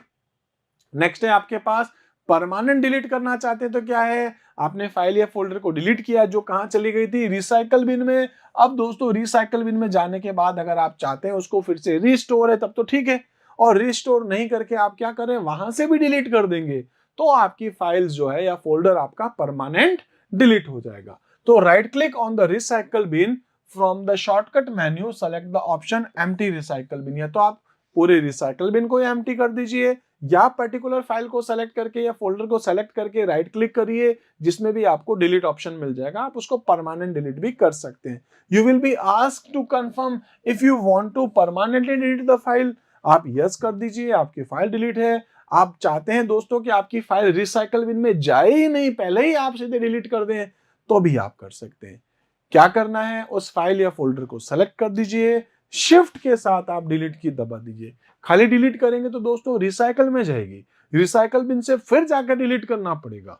परमानेंट करना है तो क्या है, सेलेक्ट करो, शिफ्ट के साथ डिलीट दबा दो, फाइल आपकी परमानेंट डिलीट। सिंपल सिंपल से टॉपिक्स हैं दोस्तों। आप मूव करना चाहते हैं मतलब कट करके पेस्ट करना चाहते हैं, और कॉपी करना चाहते हैं, कॉपी करके पेस्ट करना चाहते हैं किसी फाइल या फोल्डर को, तो कैसे करेंगे, आप किस फाइल या किस फोल्डर को कट या कॉपी करना चाहते हैं, मूव या कॉपी। मूव का मतलब है दोस्तों क्या, पहले तो कंट्रोल एक्स कंट्रोल वी, याद रखिएगा, कंट्रोल प्लस एक्स और कंट्रोल प्लस वी।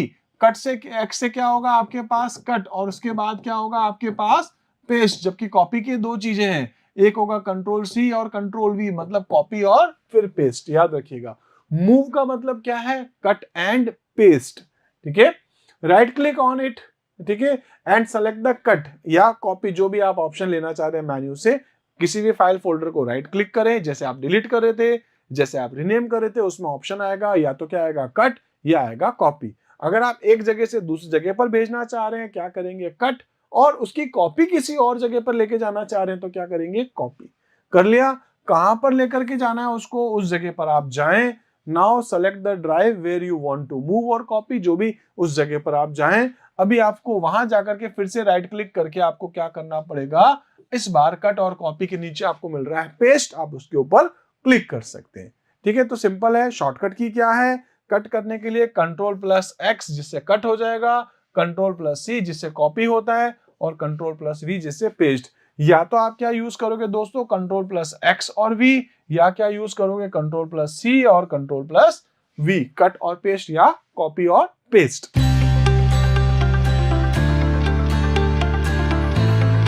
दोस्तों computer maintenance refers to the practices of keeping computer in good condition. तो आपको अपने कंप्यूटर को अगर एक अच्छी कंडीशन में रखना है तो आप क्या बोलते हैं कि भाई हमारा कंप्यूटर मेंटेन्ड है, हम हमारे कंप्यूटर की बिल्कुल क्लीनिंग को लेकर के, चाहे सॉफ्टवेयर चाहे वो आपका डेटा, उन सभी को हम लोग बहुत अच्छे से मेंटेन करके रखते हैं।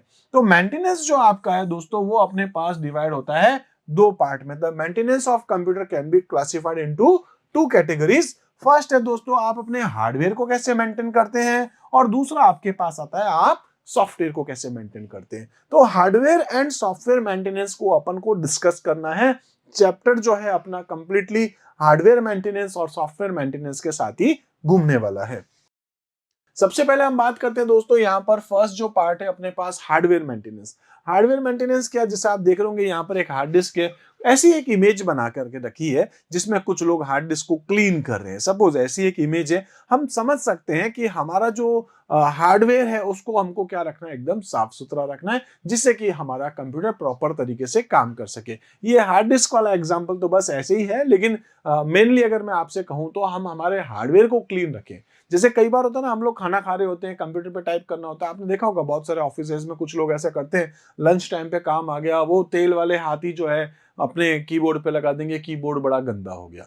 फिर उसको अब साफ कैसे करें? तो साफ करने के लिए वो क्या करते हैं, या तो कोई रफ पेपर लेंगे और उसके ऊपर घिसेंगे तो उसके ऊपर लिखा हुआ कुछ हट जाएगा, या हो सकता है कीबोर्ड में से की बार निकल के आ जाए टूट करके, तो उसको बहुत अच्छे तरीके से केयर करनी होती है। ठीक है, यही सारी चीजें कर रहे हैं। तो हार्डवेयर मेंटेनेंस का मतलब क्या हो गया? Maintenance of the hardware component of a computer. Like आप कह सकते हैं मॉनिटर को कैसे आप यहाँ पर मेंटेन करते हैं, कीबोर्ड को कैसे मेंटेन करते हैं, सीपीयू कैबिनेट को कैसे मेंटेन करते हैं, माउस को किस तरीके से मेंटेन करते हैं, और जो भी आपके पेरिफेरल डिवाइसेस है, जो भी इनपुट डिवाइसेस, आउटपुट डिवाइसेस, उन सभी को आप किस तरीके से मेंटेन करते हैं। इसी तरीके से बात करेंगे cleaning of the hardware component. तो यहाँ अपन क्या बात कर रहे हैं कि देखो, सबसे कॉमन बात बताता हूँ दोस्तों, क्लीन करने के लिए क्या लेंगे आप? एक तो कॉटन का कपड़ा लेंगे, सिंपल सा, बहुत हल्का सा, उसके ऊपर वाटर ड्रिप आप डाल सकते हैं, मतलब बहुत ना के बराबर, बहुत हल्का सा। डायरेक्ट अगर मैं कहता हूं जैसे आप ले और एक स्प्रे कर दें मॉनिटर के ऊपर पानी से, या फिर कोई लिक्विड लाइक कॉलिन वगैरह आप कुछ भी लेकर के डाल दें, तो दोस्तों वो खराब है। आप उसको क्या करेंगे, पहले कपड़े पे लगाएं और उसके बाद उस कपड़े से आप कपड़े से उसको क्लीन करते हैं। तो यहाँ पर यही सारी कुछ बातें बताई जाएंगी, क्लीनिंग वगैरह कैसे कर सकते हैं। तो proper cleaning and maintenance of a computer ensure it's smooth functioning. मतलब अगर आप उसको प्रॉपर तरीके से क्लीन करेंगे तो वो मशीन जो है वो स्मूथली अपने काम करेगी, फंक्शनिंग जो है वो स्मूथ हो जाएगा। You can follow the given practice to clean the various hardware component. अभी अपन बात वही करेंगे, हार्डवेयर को आप कैसे यहाँ पर जो है वो क्लीन करते हैं। दोस्तों सबसे पहले हम लोग बात करने वाले मॉनिटर। मॉनिटर को आप कैसे क्लीन करते हैं? इसके लिए क्या है, use a soft cotton cloth, ठीक है, to clean the computer monitor with the mild liquid और प्लेन वाटर। तो आप क्या करेंगे, सॉफ्ट जो है वो आप या कॉटन क्लोथ जो है वो यूज करें और उसमें बहुत थोड़ा सा आप हल्का सा उसको गीला कर करके आप इसको यूज कर सकते हैं। Do not spray the liquid directly on the computer screen. यूं नहीं कि आप सीधे उसके ऊपर पानी गिराना शुरू कर दें, ठीक है, स्प्रे करना शुरू कर दें। Make sure not to touch the computer screen with your hands और फिंगर। तो डायरेक्ट आप ऐसे भी नहीं कि अपने स्क्रीन के ऊपर जो है अपनी उंगलियां लगाए या हाथ से उसको क्लीन करें, नहीं, आपको कपड़े से साफ करना है। ठीक है, ओके। दूसरा जो है आपके पास में वो है कीबोर्ड। कीबोर्ड के बारे में अगर अपन देखें तो क्या है, you may need to physically remove the keys of a severely, कह सकते हैं कि dirty keyboard to clean it. ठीक है, तो आप इसको क्लीन कर सकते हैं। Use a soft damp cloth to clean the oil and dirt from the top surface of the keys. तो इस कीज के ऊपर जो भी आपके पास ऑयल या कुछ डर्ट लगी तो उसको आप अच्छे से कॉटन कपड़े को हल्का सा उसको गीला करके, बहुत हल्का सा, आप उसको क्लीन कर सकते हैं, लाइक आप कोई भी कॉलिन या किसी को भी यूज करते हुए। इसी तरीके से avoid eating while working on the computer as the tidbit of food may enter in the gaps between the keys। मतलब आप जो भी काम कर रहे हैं तो काम करते टाइम हल्का फुल्का अगर आप कुछ खा रहे हैं तो दोस्तों आपके खाने का कुछ सामान जो है, मतलब कुछ भी थोड़ा मोटा कुछ भी आपके जो है वो कीबोर्ड के अंदर फंस सकते हैं, जो कि कीबोर्ड को डैमेज भी कर सकता है। You can use a blower. अगर आप उसको साफ करना चाहें तो आप ब्लोअर यूज कर सकते हैं। जो भी आपकी कीबोर्ड के अंदर थोड़ा थोड़ा सा जो स्पेस गैप होता है, अगर उसके अंदर कुछ गिर गया है तो आप ब्लोअर से उसको निकाल सकते हैं, या फिर आप, अगर आपको पता हो तो कीबोर्ड के अंदर से कीज को आप बाहर निकाल करके भी एक बार आप उसकी क्लीनिंग कर सकते हैं। तो मैं आपको कहूंगा वैसे आप करें नहीं, क्योंकि गड़बड़ हो सकती है, बट आप नॉर्मली ब्लोअर वगैरह यूज कर सकते हैं। ठीक है, और इसके साथ आप एक सॉफ्ट ब्रश यूज कर सकते हैं, एंटीस्टैटिक वैक्यूम क्लीनर को आप यूज कर सकते हैं, जिससे कि आपके कीबोर्ड की डस्ट को बाहर निकाला जा सकता है। नेक्स्ट अपन बात करते हैं माउस। तो माउस में भी यही है, सब कुछ आपके पास सिंपल ही है कि आप जो है उसको वाइप कर सकते हैं माउस के ऊपर और माउस के नीचे, जिससे कि माउस क्लीन हो जाए। देखिए है सारी चीजें वही है, बहुत बेसिक बेसिक है, इसमें कुछ है नहीं। सीडी डीवीडी क्या है, तो उसको आप किस तरीके से क्लीन करेंगे, तो दोस्तों सीडी और डीवीडी को क्लीन करने के लिए आपके पास स्पेशल जो है वो लिक्विड आता है, जिसको यूज कर सकते हैं आप, उसको सीडी के ऊपर डायरेक्ट स्प्रे कर सकते हैं और फिर सॉफ्ट जो कॉटन क्लोथ है उससे आप उसको वापस क्लीन कर सकते हैं। तो आपने देखा होगा, शायद आप लोगों ने शायद कभी करके भी देखा होगा। वैसे इन दिनों में दोस्तों हम लोग सीडी डीवीडी को लगभग ना के बराबर यूज करते हैं, तो क्योंकि अपने सिलेबस में है हम भी डिस्कस कर रहे हैं। बाकी सीडी डीवीडी ब्लू रे डिस्क ऑलमोस्ट ये सब जा चुके हैं। अभी हम लोग हार्ड डिस्क यानी एक्सटर्नल हार्ड डिस्क या फिर पेन ड्राइव को यूज करें, और साथ में हम क्लाउड स्टोरेज को भी यूज करें। तो वही है, avoid touching the surface of the CDs and DVDs with hand. For cleaning the surface of the CDs you can use a special cleaning liquid use कर सकते हैं, use a few drops of the liquid on the cotton cloth and gently wipe the CD. तो आप इस तरीके से उसको clean कर सकते हैं। इसी टाइप से सीपीयू कैबिनेट को आप कैसे क्लीन करेंगे, तो दोस्तों बाहर से करना है तो आप कपड़े से कर सकते हैं, अदरवाइज आप इसके कैबिनेट बॉक्स को खोलने के बाद आप यहाँ पर जो है ब्लोअर को यूज करते हुए इसकी डस्ट को बाहर निकाल सकते हैं। याद रखिएगा इसके अंदर मदरबोर्ड पे बहुत सारे कंपोनेंट्स लगे होते हैं, तो आप उनको डायरेक्ट टच नहीं करें। अगर आप दोस्तों टच करेंगे तो एक तो ये करंट वाला चांस तो खैर हो ही सकता है, और दूसरा क्या होता है दोस्तों, अगर हल्का सा भी कोई आपका इधर उधर हो गया कंपोनेंट तो फिर आपको सीधे हार्डवेयर वाले के पास ही जाना पड़ता है। तो जनरली आप नहीं करें, बट अगर आपको थोड़ा बहुत कंप्यूटर का नॉलेज है तो आप कैबिनेट को खोल करके भी साफ कर सकते हैं।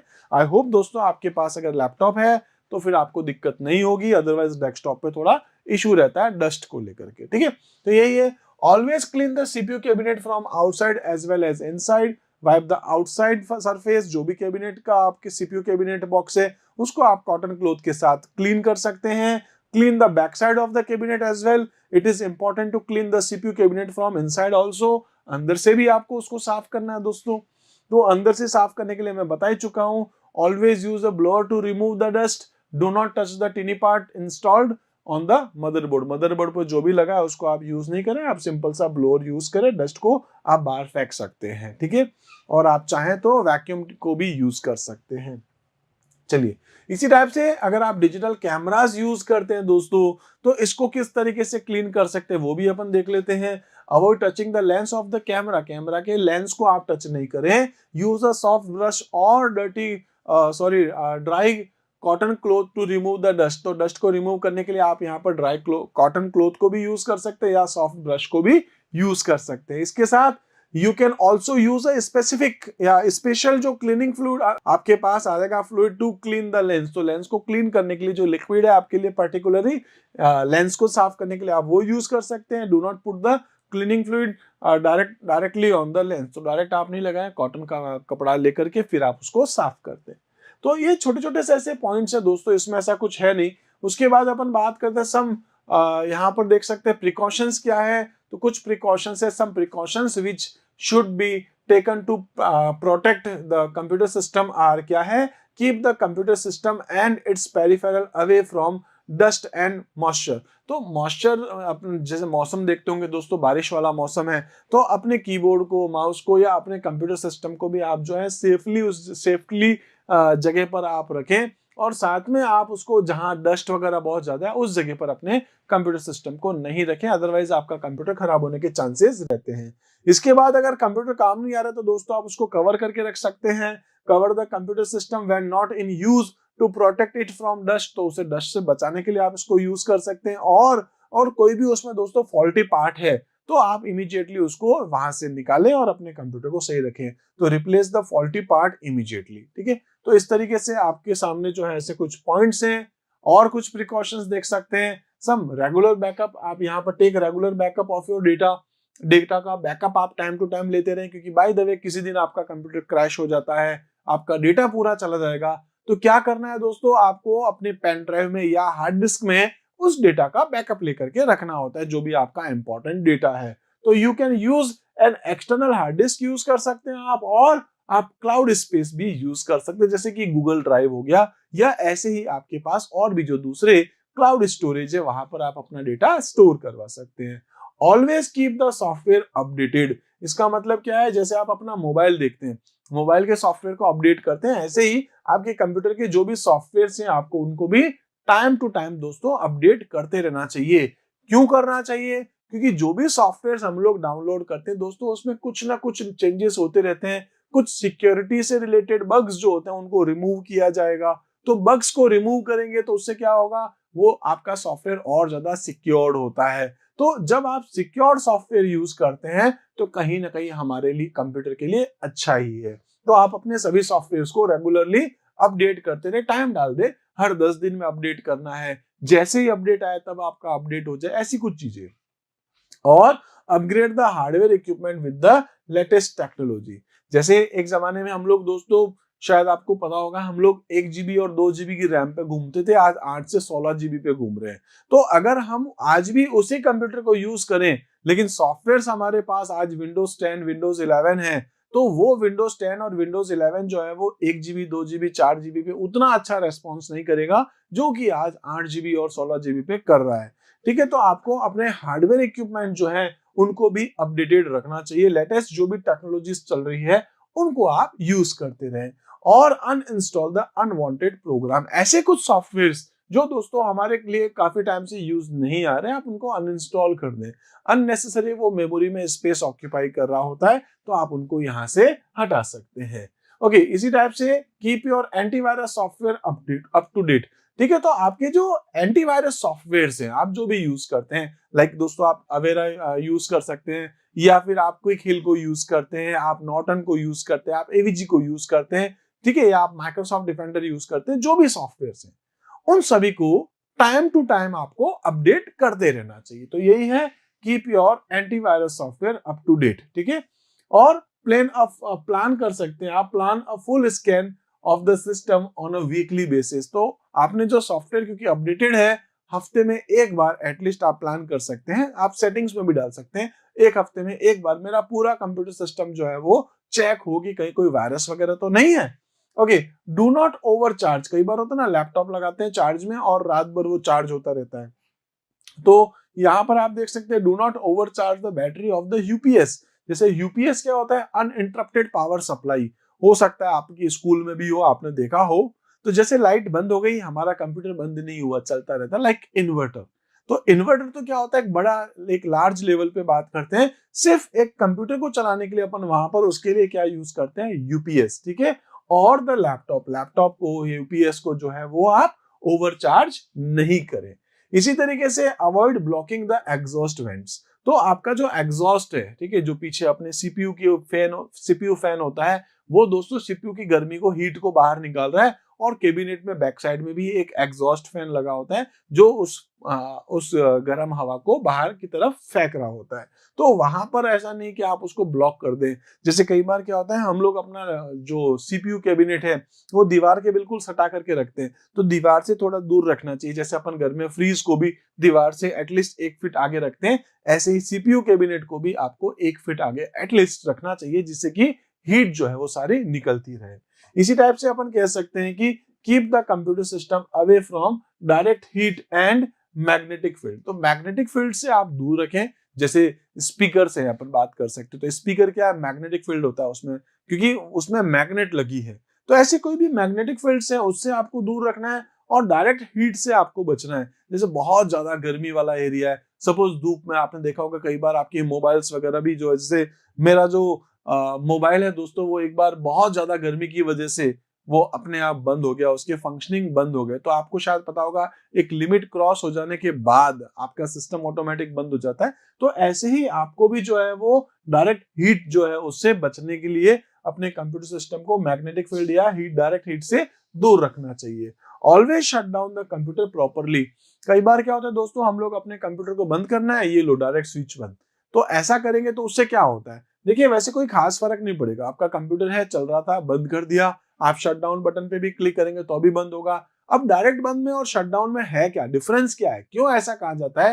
होता क्या है दोस्तों कि हमारे पास जो हमारी हार्ड डिस्क होती है, सारा काम हार्ड डिस्क में ही तो हो रहा होता है। हार्ड डिस्क से डेटा आता है, रैम में जाता है, इस तरीके से वो आगे प्रोसेस होता है। तो दोस्तों क्या होता है, हम लोग कंप्यूटर पे जो भी काम करते हैं, हमारे हार्ड डिस्क के अंदर बहुत सारे ट्रैक्स और उनके अंदर सेक्टर्स होते हैं। ठीक है, तो हार्ड डिस्क के जो ट्रैक्स है, हर एक ट्रैक के अंदर जो डेटा लिखा है उसको रीड और राइट करने के लिए उसका एक आर्म लगा होगा, जो दोस्तों उसके ऊपर घूम रहा होगा और वहां से डेटा को लेकर के आ रहा होगा। अब क्या है, हमारा कंप्यूटर चल रहा है और वो ऐसे घूमता जा रहा है, और अंदर जो आपके पास ट्रैक है वो बहुत स्पीड से घूम रहे होते हैं। आपने देखा होगा कई बार जब आप कंप्यूटर चला रहे होते हो तो अंदर से दोस्तों एक आवाज आती है। वो आवाज क्यों आ रही, क्योंकि उसके अंदर हार्ड डिस्क के अंदर जो ट्रैक्स हैं वो सारे दोस्तों बहुत स्पीड से गोल गोल घूमते जा रहे हैं, और उसके ऊपर एक आर्म है जो ऐसे घूमते हुए वहां से डेटा को लेकर के आ रहा है। अब होगा क्या, अगर आप प्रॉपर शटडाउन करेंगे तो वो सारे आर्म पहले रुकेंगे और उसके बाद आपका कंप्यूटर पूरा बंद होगा। लेकिन अगर आप डायरेक्ट बंद कर दोगे तो क्या होगा, वो आर्म जो उसके ऊपर से डेटा ले रहा है वो सीधा उनके ऊपर यूं का गिर जाएगा। जब दोस्तों उसके ऊपर गिरेगा तो क्या होगा, वहां पर शायद आपका कुछ डेटा जो है ना वो लॉस हो सकता है। ऐसा हमेशा होगा जरूरी नहीं है, लेकिन हो सकता है और हाईएस्ट चांस है। तो वहां पर वो हार्ड डिस्क जहां पर वो आम गिरेगा उस पर्टिकुलर जगह पे, जैसे सपोज स्क्रैच बन गया, ठीक है, तो अगर स्क्रैच बन गया तो अब उसमें आप ना तो डेटा लिख सकते हो और लिखा हुआ डेटा आप वापस ले नहीं सकते हो, उसको बोलते हैं अपन बैड सेक्टर। तो जहां गिरेगा वहां पर एक बैड सेक्टर बन जाएगा। तो बैड सेक्टर्स नहीं आए इसके लिए अपन क्या कहते हैं भाई, हम अपने कंप्यूटर को प्रॉपर तरीके से शट डाउन करें, ठीक है। तो मतलब मैं इसलिए आपको ये स्टोरी समझा रहा था क्योंकि बहुत सारे लोगों को ये लगता है कि यार कंप्यूटर डायरेक्ट भी तो बंद कर सकते हैं। तो डायरेक्ट बंद तो कर सकते हैं, कंप्यूटर तो बंद होगा, लेकिन उस टाइम पर शायद आपकी हार्ड डिस्क के अंदर बैड सेक्टर भी बन सकता है, आपका डेटा लॉस हो सकता है। इस चीज को आप याद रखिएगा। ओके, नेक्स्ट अपन बात करते हैं, जैसे अपन ने हार्डवेयर मेंटेनेंस देखा, अब अपने पास क्या आ रहा है दोस्तों सेकंड नंबर पे, वो क्या है आपके पास, सॉफ्टवेयर मेंटेनेंस। तो सॉफ्टवेयर मेंटेनेंस कैसे कर सके, अपन अपने डेटास को कैसे प्रोटेक्ट कर सके, अपने सभी सॉफ्टवेयर को कैसे मेंटेन करें, वो भी अपन डिस्कस करते हैं। दोस्तों सॉफ्टवेयर मेंटेनेंस का मतलब क्या है, it refers to the cleaning of the software installed on the computer. हमारे कंप्यूटर में जो इंस्टॉल सॉफ्टवेयर है उसको किस तरीके से आप क्लीन कर सकते हैं, उसको कैसे आप मैनेज कर सकते हैं। तो ये क्या है, इट इन्वॉल्व्स द शेड्यूल, ठीक है, क्या कह रहे हैं, आप डिस्क क्लीनअप टास्क को यूज कर सकते हैं। डिस्क क्लीनअप का मतलब क्या है, हमारी डिस्क के अंदर ऐसे जो भी सॉफ्टवेयर जो काफी टाइम से हम लोग यूज नहीं कर रहे हैं और मेमोरी में वो स्पेस ऑक्यूपाई कर रहा है, उसको आप वहां से क्लीन करा दो। जैसे एक सॉफ्टवेयर है सी क्लीनर, आपने नाम सुना होगा, एक सॉफ्टवेयर है सी क्लीनर, तो वो क्या करता है, डिस्क क्लीनर का ही एक काम करता है। ऐसे ही आप कह सकते हैं प्रोटेक्शन अगेंस्ट वायरस। तो दोस्तों वायरस से प्रोटेक्ट होने के लिए भी आपको सॉफ्टवेयर यूज कर सकते हैं, जिसको अपन क्या बोलते हैं, एंटीवायरस सॉफ्टवेयर। ऐसे ही डिलीटिंग द टेम्परेरी फाइल्स। तो टेम्परेरी फाइल्स क्या होती है, आप जैसे फेसबुक चला रहे हैं, कोई भी वेबसाइट चला रहे हैं, आप इंटरनेट पे काम कर रहे हैं, या नॉर्मली आपके कंप्यूटर में जो भी प्रोसेस चल रहा होता है, तो उसकी कुछ टेम्परेरी फाइल्स बनती है जो कि टेम्प नाम के फोल्डर में बनती है, और उसमें से कुछ फाइल्स जो है वो ऑटोमेटिक डिलीट हो जाती है, लेकिन फिर भी वहां पर कुछ फाइल्स पड़ी रहती है। तो आपको उस टेम्परेरी फोल्डर में जाकर के उन फाइल्स को डिलीट करना होता है। इसके लिए आप क्या कर सकते हैं दोस्तों, आप जा सकते हैं रन में, और रन में जाकर आपको लिखना होता है परसेंटेज टेम्प परसेंटेज। ये लिखेंगे दोस्तों परसेंटेज टेम्प परसेंटेज, तो आपके सामने एक फोल्डर ओपन होगा और इसमें बहुत सारी फाइल, शायद उसके अंदर आपको 5-10 फाइल मिले, शायद उसमें आपको 100-200 फाइल मिले और उससे भी ज्यादा। उन सभी फाइल्स का अब अपने कंप्यूटर में कोई काम नहीं, आप एक साथ सेलेक्ट करके डिलीट कर सकते हैं उसको। जिससे क्या होगा, हमारे कंप्यूटर की टेम्परेरी फाइल्स अगर चली जाएंगी तो दोस्तों अब हमारे कंप्यूटर की स्पीड थोड़ी सी फास्ट भी हो जाती है, ठीक है। और अनवांटेड फाइल्स, ऐसी फाइल जिसकी जरूरत नहीं है, जैसे आपने कंप्यूटर के डेस्कटॉप पे बहुत सारी फाइल्स डाल रखी है, हम जनरली ऐसा करते हैं डेस्कटॉप पे माय कंप्यूटर के अंदर डाउनलोड्स में बहुत सारी फाइल्स को स्टोर करके रखते हैं। तो दोस्तों अगर वो जरूरत की नहीं है तो हटाओ ना वहां से, उसको डिलीट करो, क्योंकि वो सब फाइल्स जो है ना वो मेमोरी स्पेस ऑक्यूपाई कर रही है, तो उनको क्या कर दो, आप डिलीट कर दो। तो ये सब आपके पास, इन सभी को मेंटेन करने का काम क्या कहलाता है, आपका सॉफ्टवेयर मेंटेनेंस, ठीक है। इन्हीं को अपन पढ़ने वाले हैं। टेकिंग रेगुलर बैकअप, आप रेगुलरली जो है वो डेटा का बैकअप लेकर के रखते रहें, जिससे कि इन केस आपका कभी कंप्यूटर खराब हो तो आपके पास डेटा पड़ा और उस डेटा को आप यूज कर सकते हो। बैकअप आपने नाम सुन रखा होगा दोस्तों, व्हाट्सएप का भी बैकअप आता है आजकल, और आपने देखा होगा जैसे गूगल फोटोज है, तो वो भी आपके मोबाइल का जो भी फोटोज हैं, आपके जो कॉन्टेक्ट्स हैं, या आपके और भी जो इंफॉर्मेशन हैं, उन सभी को लेकर के अपने क्लाउड स्टोरेज पे रखता है। इन केस किसी दिन आपका फोन खराब हो गया, टूट गया, चोरी हो गया, आप जब नया फोन लेकर के आएंगे और जैसे ही आप उस आईडी को यूज करते हुए लॉगिन करेंगे, तो दोस्तों वो सारा का सारा डेटा वापस से रीस्टोर हो जाएगा आपके नए वाले फोन में भी। तो वो क्या कहलाता है, आपका बैकअप लेना और रिस्टोर करना। इसी टाइप से अपडेटिंग द सॉफ्टवेयर, आप सॉफ्टवेयर को अपडेट करते रहे, मेंटेन जो आप करते हैं ना सॉफ्टवेयर को, मतलब आज आपने कोई सॉफ्टवेयर डाला, आप व्हाट्सएप ही ले लीजिए, उसका भी तो अपडेट आता रहता है। मतलब यूट्यूब अगर आपके मोबाइल में चल रहा है, उसका भी बैकअप आता है टाइम टू टाइम। मतलब कई बार तो क्या ऑटोमेटिक अपडेट हो जाता है। जैसे मेरे घर में वाईफाई लगा रखा है दोस्तों, तो जैसे मैं कई बार देखता हूँ मेरा फोन, तो उसके अंदर वो उसके ऑटोमेटिक अपडेट उसके चलते रहते हैं। तो आपको भी अपने सभी सॉफ्टवेयर को लैपटॉप के अंदर, कंप्यूटर में, मोबाइल में, उन सभी को आपको टाइम टू टाइम अपडेट करता रहना चाहिए। इसी टाइप से checking for any security risk, आपको सिक्योरिटी रिस्क को लेकर के भी उसको चेक करते रहना चाहिए, और also a part of software maintenance, ठीक है। इसी तरीके से नेक्स्ट बात करेंगे दोस्तों, अपन बात करने वाले हैं यहाँ पर वायरसेस को लेकर के, वायरस क्या होता है और वायरस से कैसे बचते हैं। तो दोस्तों वायरस क्या है? कुछ मैलिशियस सॉफ्टवेयर है, ऐसे प्रोग्राम जो हमारे कंप्यूटर में आते हैं और हमारे कंप्यूटर के फंक्शंस को चेंज कर देते हैं। ऐसा भी हो सकता है कुछ वायरस ऐसे हो जो हमारे कंप्यूटर की हार्ड डिस्क को फुल कर दे, तो ऐसे भी हो सकते हैं कि वो हमारी रैम को फुल कर दें, लाइक वॉर्म्स जो होते हैं, राइट वंस रीड मैनी। ठीक है, तो ये क्या करते हैं, हमारे कंप्यूटर को, हमारे कंप्यूटर की मेमोरी को जो है वो फुल कर देते हैं।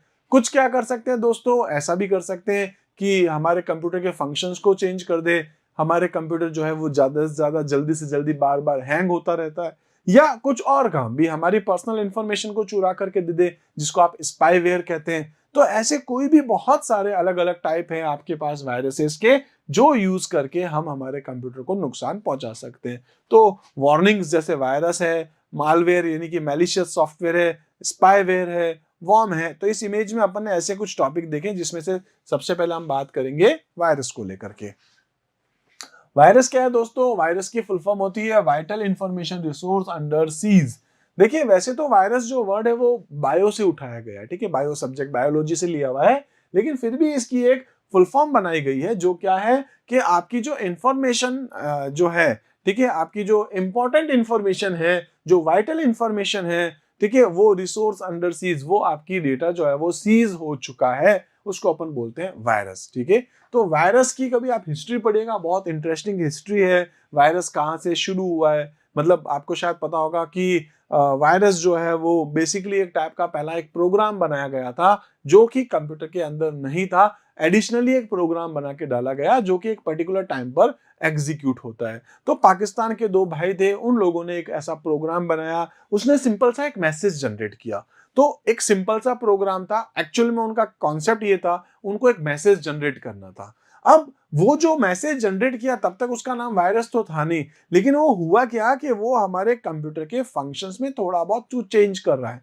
तो बायो का जो वर्ड है वायरस, वहां से लिया गया कि भाई ऐसे प्रोग्राम जो हमारे कंप्यूटर में आ रहे हैं और ऑपरेटिंग सिस्टम ने नहीं दिए, एक्सटर्नली अपन यूज करें, और जो शायद हमारे कंप्यूटर को नुकसान भी पहुंचा रहे हैं, जैसे धीरे धीरे आगे चलते हुए वो सारे सॉफ्टवेयर हमारे कंप्यूटर को नुकसान पहुंचा रहे थे। वो प्रोग्राम कुछ लोग डेवलप करते थे, उनमें ऐसा कुछ कोड लिखते थे जो कि हमारे कंप्यूटर को किसी न किसी तरीके से नुकसान पहुंचाता है। तो दोस्तों वो प्रोग्राम्स हमारे कंप्यूटर में आए और हमारे कंप्यूटर को जो है वो कह सकते हैं हमारे कंप्यूटर में जो है कुछ प्रॉब्लम्स क्रिएट करते थे। तो ऐसे प्रोग्राम का एक नाम दिया गया जिसको क्या बोला, वायरस। तो वायरस क्या है? Computer virus is a virus program और a set of program that the normal, जो क्या करता है, that the normal operation of a computer. ठीक है, तो ये क्या करता है, ये हमारे कंप्यूटर के ऑपरेशंस को जो है वो इफेक्ट कर सकता है। वायरस इन्फेक्ट्स और डिस्ट्रॉय द डेटा, ये हमारे डेटा को इन्फेक्ट जो है वो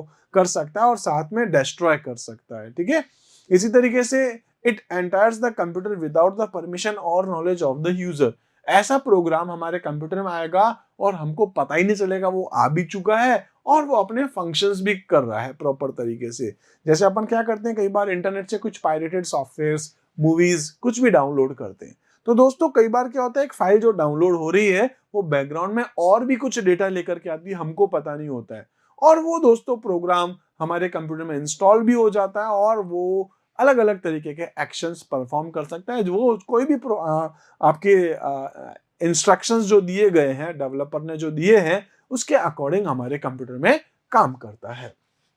ओके, नेक्स्ट बात करते हैं। Normally it enters through infected storage.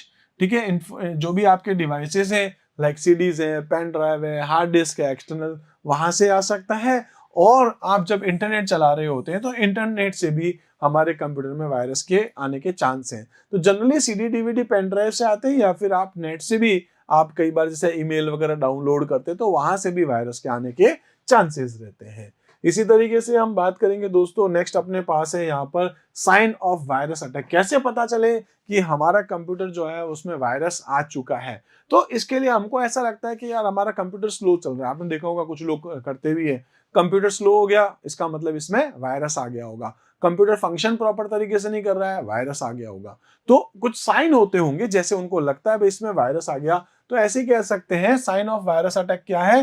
A virus can cause problem in the computer in many ways such as reduce the speed of a computer, हमारे कंप्यूटर की स्पीड को रिड्यूस कर देता है, डिक्रीज द मेमोरी, ठीक है, by decreasing the memory, हमारे memories को ऑक्यूपाई, मेमोरी को ये ऑक्यूपाई कर रहा है, जिसकी वजह से हमारा कंप्यूटर स्लो काम करना शुरू हो जाता है। इसके अलावा बात कर सकते हैं कॉज स्ट्रेंज मूवमेंट और पैटर्न्स ऑफ द स्क्रीन, तो ये क्या कर सकता है, इस टाइप से कुछ पैटर्न ऑन द स्क्रीन जो है वो कुछ मैसेजेस या कुछ भी तरीके से कुछ डिस्प्ले कर सकता है, डिस्प्ले अनयूजुअल मैसेज, जैसे कि योर पीसी इज स्टोन्ड, ऐसे कुछ भी मैसेज जनरेट करके डिस्प्ले कर सकता है। मतलब आजकल ऐसे होते नहीं है, लेकिन फिर भी आप मान सकते हैं कि कोई भी जो वायरसेस है बनाने वाला कुछ भी डिस्प्ले करा सकता है, बैकग्राउंड में कुछ चेंज कर सकता है, फंक्शंस चेंज कर सकता है, स्पीड को रिड्यूस कर सकता है, ऐसे कुछ भी हो सकते हैं।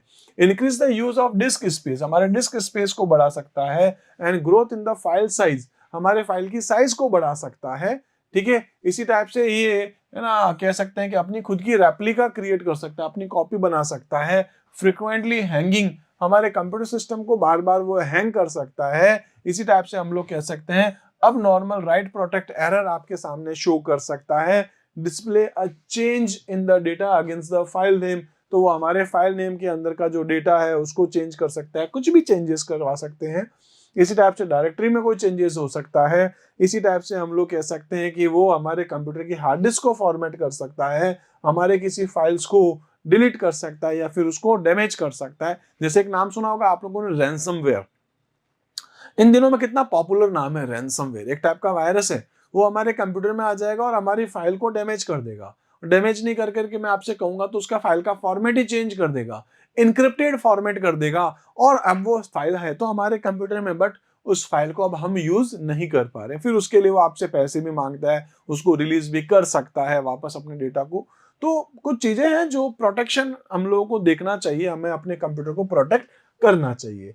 इसी टाइप से दोस्तों हम बात करेंगे प्रोटेक्टिंग कंप्यूटर अगेंस्ट वायरस में ही, कि virus attacks not only lead to data confidentiality loss but they also affect the way in which our computer system functioning, केवल वो हमारा डेटा ही नहीं लेना चाह रहा है, डेटा को लॉस नहीं करना चाह रहा है, हमारे पूरे कंप्यूटर सिस्टम के फंक्शंस को भी ये बदल सकता है। इसी टाइप से बात करेंगे, thus it becomes essential that we ensure our safety in the cyber world, तो ये साइबर वर्ल्ड में हमें, मतलब इंटरनेट चलाते हुए जब हम बैठे हैं तो हमें हमारे कंप्यूटर की सेफ्टी, कंप्यूटर की सिक्योरिटी को भी ध्यान रखना होता है। इसी तरीके से नेक्स्ट हम बात करेंगे यहाँ पर सॉफ्टवेयर मेंटेनेंस में ही, कि सिक्योरिटी प्रोग्राम्स आप यूज करें। इसी तरीके से आप अपने कंप्यूटर में फायरवॉल्स को भी यूज करें। तो फायरवॉल क्या होता है दोस्तों? फायरवॉल का मतलब है अगर मैं अपने कंप्यूटर को चला रहा हूं और बाहर से कोई भी मेरे कंप्यूटर को कनेक्ट करना चाहे तो उसको बीच में ही रोक दे। जैसे आप अपने मोबाइल में जो ऐप इंस्टॉल करते हो, लाइक व्हाट्सएप, यूट्यूब, जो भी आपने इंस्टॉल किया है, तो जब आप उसको पहली बार डाउनलोड करके इंस्टॉल करते हो, देखा होगा, वो परमिशन मांगता है। परमिशन क्यों मांगता है? क्योंकि दोस्तों व्हाट्सएप डायरेक्ट आपके मोबाइल के डेटा को एक्सेस नहीं कर सकता है, वहां पर एक फायरवॉल लगाया हुआ है। सिमिलरली विंडोज में भी अगर आप कोई सॉफ्टवेयर इंस्टॉल करते हो तो वहां पर भी क्या होता है, आपसे परमिशन मांगी जाती है। आप यस या ओके अलाउ बटन पे क्लिक करेंगे तो वो आपके पर्टिकुलर सिस्टम में इंस्टॉल हो पाता है, मतलब फायरवॉल उनको रोकता है। कोई भी पर्टिकुलर पर्सन मतलब थ्रू नेटवर्क आपके कंप्यूटर सिस्टम के डेटा को लेकर के जाए, उसको रोकने का काम किसका है? फायरवॉल का है। तो आप फायरवॉल इंस्टॉल कर सकते हैं, जो कि बाय डिफॉल्ट आता है आपके विंडोज में, आपके आईओएस में, आपके एंड्रॉइड में, सब में, ठीक है। इसी तरीके से सिक्योर इंटरनेट एक्सेस, तो जो इंटरनेट होता है वो भी सिक्योर इंटरनेट को आपको यूज करना चाहिए। एक पब्लिक इंटरनेट जो होता है, पब्लिक नेट, जो रेलवे स्टेशन पे या फिर आप एयरपोर्ट पे या रोड पे कहीं पर भी, तो अगर आप यूज करते तो दोस्तों वहां आपको शायद नुकसान पहुंच सकता है। इसलिए कहा जाता है पब्लिक इंटरनेट को आप कम से कम यूज करें, प्राइवेट आपका खुद का ही हो तो ज्यादा बेस्ट है। रेगुलर सिक्योरिटी अपडेट्स, तो जो भी आपके सॉफ्टवेयर है, लाइक वो एंटीवायरस है या कोई दूसरे सॉफ्टवेयर है, उनके अपडेट्स जो है वो आपको बार बार करते रहने चाहिए। रेगुलरली मतलब कुछ दिनों में, हफ्ते 10 दिन में उसके अपडेट्स जो भी आ रहे हैं आप करते रहें। Avoid spam. स्पैम क्या होते हैं? अनवांटेड ईमेल्स, जो हमें ईमेल आती है, जैसे आजकल तो फोन आते हैं, ट्रू कॉलर पे देखा होगा ना आपको, स्पैम लिखा आता है। तो स्पैम का मतलब क्या है? अनवांटेड है, कंपनी का कॉल आ रहा है, कंपनी का मैसेज आ रहा है, वैसे कंपनी के ईमेल भी आते हैं। तो उन ईमेल्स को आपको यूज नहीं करना है, आप उनको अवॉइड कर सकते हैं। तो अवॉइड स्पैम, स्पैम का मतलब क्या है, अनवांटेड ईमेल्स या जंक ईमेल। इसी टाइप से बैकअप्स, बैकअप्स को आप करते रहे, क्योंकि कभी भी हमारे कंप्यूटर को नुकसान पहुंचे तो हमारे पास डेटा तो रहे एटलीस्ट, ठीक है। इसके बाद है स्कैनिंग ऑल पोर्टेबल डिवाइसेस। जो भी डिवाइसेस हैं, पोर्टेबल डिवाइसेस हमें हमारे कंप्यूटर में कनेक्ट कर रखे हैं, उन सबको टाइम टू टाइम आप स्कैन करते रहे, कहीं उन डिवाइसेस में वायरस तो नहीं है। जैसे आपके कंप्यूटर में जैसे पेन ड्राइव लगाई, तो उसको ओपन करने से पहले क्या करो, चेक करो उसमें वायरस है कि नहीं, ठीक है। तो आप क्या करते हो, पहले उसको स्कैन करवाते हो। ऐसे ही disable cookies if possible. Cookies क्या होता है दोस्तों, जो हमारा वेब ब्राउजर होता है, ठीक है। जब आप फेसबुक, इंस्टाग्राम जो भी वेबसाइट चलाते हैं, तो आप ब्राउजर को अगर यूज करें, लाइक कंप्यूटर में अगर आप ब्राउजर को यूज करें या गूगल क्रोम जैसे आपके मोबाइल में भी होगा, तो वो क्या करता है दोस्तों, कई बार देखा होगा लिखा आता है कि हम आपके मोबाइल की या आपके ब्राउजर की कुकीज को यूज करेंगे। जो आपकी इंफॉर्मेशन होती है, ठीक है, वो आपके कुकीज में जाके स्टोर होती है। मतलब ब्राउजर की कुकीज, ब्राउजर की स्पेस में जाकर के आपका कुछ डेटा स्टोर होता है, और अब वो वेबसाइट आपकी कुकीज से डेटा उठा सकता है।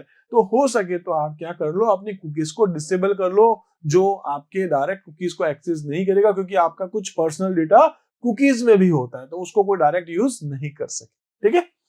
इसी तरीके से अपन बात करते हैं एंटीवायरस सॉफ्टवेयर। तो एंटीवायरस सॉफ्टवेयर बहुत सारे होते हैं, अलग अलग नाम है, लाइक नॉर्टन एंटीवायरस अपन अभी नाम पढ़े भी थे, मैकेफी है आपके पास में, एवीजी है आपके पास में, क्विक हिल है आपके पास में, अवीरा है आपके पास में, से बहुत सारे नाम हो सकते हैं। लाइक यहाँ पर देख सकते हैं सिमेंटेक भी है, मैकेफी है, एवीजी है, ई स्कैन है, क्विक हिल है, ट्रेंड माइक्रो है, अभी सिस्का ने भी लॉन्च कर दिया, आपको शायद पता होगा एंटीवायरस सॉफ्टवेयर। ऐसी बहुत सारी कंपनीज हैं, जैसे विंडोज का खुद का है, तो ऐसे बहुत सारे, विंडो डिफेंडर है, ऐसे बहुत सारे कंपनीज हैं जो अपने एंटीवायरस सॉफ्टवेयर बना के देते हैं।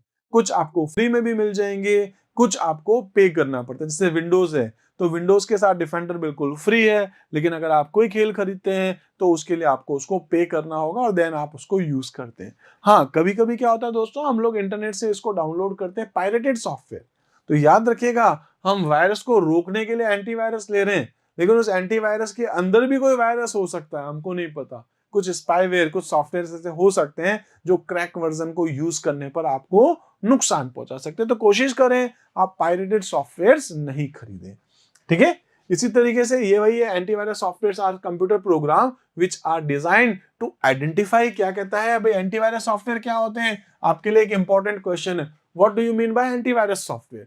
तो antivirus software are computer program which are designed to identify, prevent and remove viruses from a computer। इतनी लाइन लिख सकते हैं, और एक दो एग्जांपल लिख देंगे दोस्तों, 2 में से 2 नंबर पूरे हैं आपके।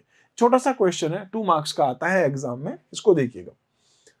ओके, उसके बाद अपन बात करते हैं दे एंटीवायरस सॉफ्टवेयर क्या है, they perform the following task in a computer. हमारे कंप्यूटर में क्या काम करता है, scan the computer files to look for known viruses, ठीक है। तो हमें हमारे कंप्यूटर में आके क्या करेगा, देखेगा भाई वायरस है कि नहीं। उसके बाद matching definition from the virus directory, virus की डायरेक्टरी में जाके देखेगा कि यार ये वाले प्रोग्राम वायरस होते हैं, ये इसमें है कि नहीं, दोनों को मैच करेगा। अगर दोनों मैच होते हैं इसका मतलब वायरस मिल गया है, और उसके बाद वो आपको शो करेगा। आइडेंटिफाई, ठीक है, suspicious behaviour from any computer program that might cause infection. तो आपका जो कोई भी ऐसे डिवाइसेस जिसमें, या ऐसे कोई भी स्टोरेज जहां पर ऐसा लग रहा है कि भाई यहाँ आपके कंप्यूटर में कुछ गड़बड़ चल रही है, कुछ अब नॉर्मल बिहेव हो रहा है, तो वो उसको आइडेंटिफाई कर लेगा। और we should keep on updating our computer with the latest version of the antivirus program. तो जो भी आपके एंटीवायरस सॉफ्टवेयर हैं, उसका जो भी लेटेस्ट वर्जन है उसको आपको अपडेट करके रखना होता है। चलिए नेक्स्ट देखते हैं दोस्तों, some more options of Quick Heal Total Security. अभी देखिए बहुत सारे नाम थे अपन जो डिस्कस कर रहे थे, लेकिन उसमें भी अगर अपन बात करें तो अपने सिलेबस में ऐसे ही किसी एंटीवायरस सॉफ्टवेयर के बारे में जानना अपने लिए है कि भाई क्या क्या फीचर्स अपन को प्रोवाइड कराता है। आप लोगों ने आई थिंक दोस्तों कभी ना कभी तो एंटीवायरस सॉफ्टवेयर को यूज किया ही किया होगा, और नहीं भी किया है तो आप कर लीजिएगा, एटलीस्ट ये आपके अच्छे के लिए। मोबाइल में भी कर सकते हैं, लैपटॉप पे भी कर सकते हैं, डेस्कटॉप वगैरह जो भी है, आप वहां पर इसको यूज जरूर कीजिएगा। तो some more options of Quick Heal Total Security, और ऑलमोस्ट खाली क्विक हिल में ही नहीं, जो दूसरे आपके पास होते हैं उनमें भी आपको यही ऑप्शंस ऑलमोस्ट मिल जाते हैं। क्या क्या है? एक तो ये कि भाई ये आपके वायरस को क्या करता है, आइडेंटिफाई करता है, प्रिवेंट करता है और रिमूव करता है। उसको ढूंढेगा, पता करेगा और उसके बाद उसको वापस बचाएगा, उनके वायरसेस को रिमूव करने का काम, ये सब कुछ यही है। आपकी जो भी फाइल्स एंड फोल्डर है अपने कंप्यूटर में, उनको भी स्कैन करता है और अगर वहां पर कोई वायरस वगैरह है तो उसको ढूंढता है, उसको भी समझता है, उसको भी रिमूव करता है। ईमेल, जो आपकी ईमेल्स होती है, जो डाउनलोडेड ईमेल्स हैं, उनमें भी ये चेक करता है। जो आप ईमेल डाउनलोड कर रहे हैं, आप फाइल जो ओपन कर रहे हैं, ईमेल ओपन करें लाइक जीमेल वगैरह में जाकर, उसमें अगर वायरस है उसको भी स्कैन करता है। ऐसे ही आपके इंटरनेट और नेटवर्क, इनको भी ये चेक करता है ना। यहाँ पर ये चीज ध्यान रखिएगा। साथ में आपको पेरेंटल कंट्रोल देता है, किस वेबसाइट्स को आप देख सकते हैं, किस वेबसाइट्स को आप यूज नहीं कर सकते हैं, कोई पर्टिकुलर वेबसाइट कितनी देर तक आप देख सकते हैं, तो वो पेरेंटल कंट्रोल का फीचर भी आपको मिलता है। इसके साथ साथ एक्सटर्नल ड्राइव्स एंड जो डिवाइसेस हैं, चाहे वो आपके पास पेन ड्राइव हो, चाहे वो हार्ड डिस्क हो, एक्सटर्नल हार्ड डिस्क हो, चाहे सीडी डीवीडी, उन सबको भी ये स्कैन करता है। तो ये कॉमन सी चीजें हैं दोस्तों। कोई भी आप एंटीवायरस सॉफ्टवेयर देखें, चाहे कोई खेलो अवीरा हो, एवीजी हो, नॉर्टन हो या और भी कोई, तो लगभग ये सारे फीचर सब में आपको मिलते हैं। पेरेंटल कंट्रोल एक नया फीचर है, इतना भी नया नहीं है, पिछले अभी इन दिनों में देखें तो सब में आपको ये ऑप्शन मिल ही जाएगा। इसी तरीके से अपन कुछ देखते हैं, क्या वो प्रिपेयरिंग अ मेंटेनेंस शेड्यूल, आप अपने कंप्यूटर को किस तरीके से मेंटेन करते हैं, किस तरीके से आप उनकी शेड्यूलिंग कर सकते हैं, वो भी देख लेते हैं। The maintenance of a computer system is often overlooked. ठीक है, it may result in damaging the equipment and can also become the cause of any accident. ठीक है, तो जो भी आपके कंप्यूटर में एक्सीडेंट का मतलब यहाँ पर है आपका डेटा जो है वो कई बार लॉस हो सकता है, तो उसको ध्यान रखना है। We should plan a maintenance schedule on a daily. आप डेली के लिए मेंटेनेंस प्लान कर सकते हैं, वीकली कर सकते हैं, मंथली कर सकते हैं, ईयरली कर सकते हैं। ठीक है, जिससे कि आपके कंप्यूटर का जो डैमेज है वो बच जाए। तो आप इस तरीके से आप देख सकते हैं, चाहे वो एंटीवायरस सॉफ्टवेयर्स को लेकर के हो, चाहे वो कंप्रेशन को लेकर के हो, चाहे टेम्परेरी फाइल के रिमूव को लेकर के हो, ठीक है, चाहे वो बैकअप हो, कोई भी हो, इन सभी को आपको टाइम टू टाइम देखना ही चाहिए। इसके बाद अपन बात कर सकते हैं, एक नाम आता है दोस्तों डिस्क डिफ्रेगमेंटेशन। मैं जो आपसे कह रहा था कि जब हम लोग अपने कंप्यूटर में फाइल स्टोर करते हैं तो दोस्तों वो एक फाइल यहाँ स्टोर हो रही, कोई यहाँ हो रही, कोई यहाँ, कोई यहाँ, कोई यहाँ, कोई इस तरीके से फाइल स्टोर हो रही है, कहीं पर भी इस तरीके से फाइल, तो देखो बीच में कितना सारा स्पेस है। इन सभी स्पेसेस को निकाल करके आपकी फाइल सारी एक साइड में लेके आए, इसको क्या बोलते हैं, डिस्क डिफ्रेगमेंटेशन। तो डिस्क डिफ्रेगमेंटेशन क्या है? When you save a file on your computer, it may not be saved in the contiguous location. ऐसा नहीं है कि पहले इधर आएगी तो उसके पास ही आएगी, नहीं, वो अलग अलग जगह कहीं पर भी जाके स्टोर हो सकती है। तो बोल रहा है कि it may not be saved in the contiguous location in the actual memory space. हमको लगता है हमारी फाइल डी ड्राइव में जाकर के सेव हुई है, दिख रहा है, ओपन करके देखते हो तो वो इंडेक्स फाइल से आपको डिस्प्ले होता है, लेकिन फिजिकली एक्चुअली आपका डेटा बिखरा हुआ होता है अलग अलग जगह पर। जैसे आप बात कर सकते हैं क्लास में, रजिस्टर में तो सबके नाम एक जैसे ना, roll number 1, roll number 2, roll number 3, roll number 4, सबके नाम सीक्वेंस में। लेकिन क्या वो सीक्वेंस से बैठे हैं? नहीं, एक स्टूडेंट लास्ट में बैठा होगा, एक आगे कहीं बैठा होगा, एक कॉर्नर में कहीं इधर उधर ऐसे बैठे होते हैं, बिखरे हुए होते हैं।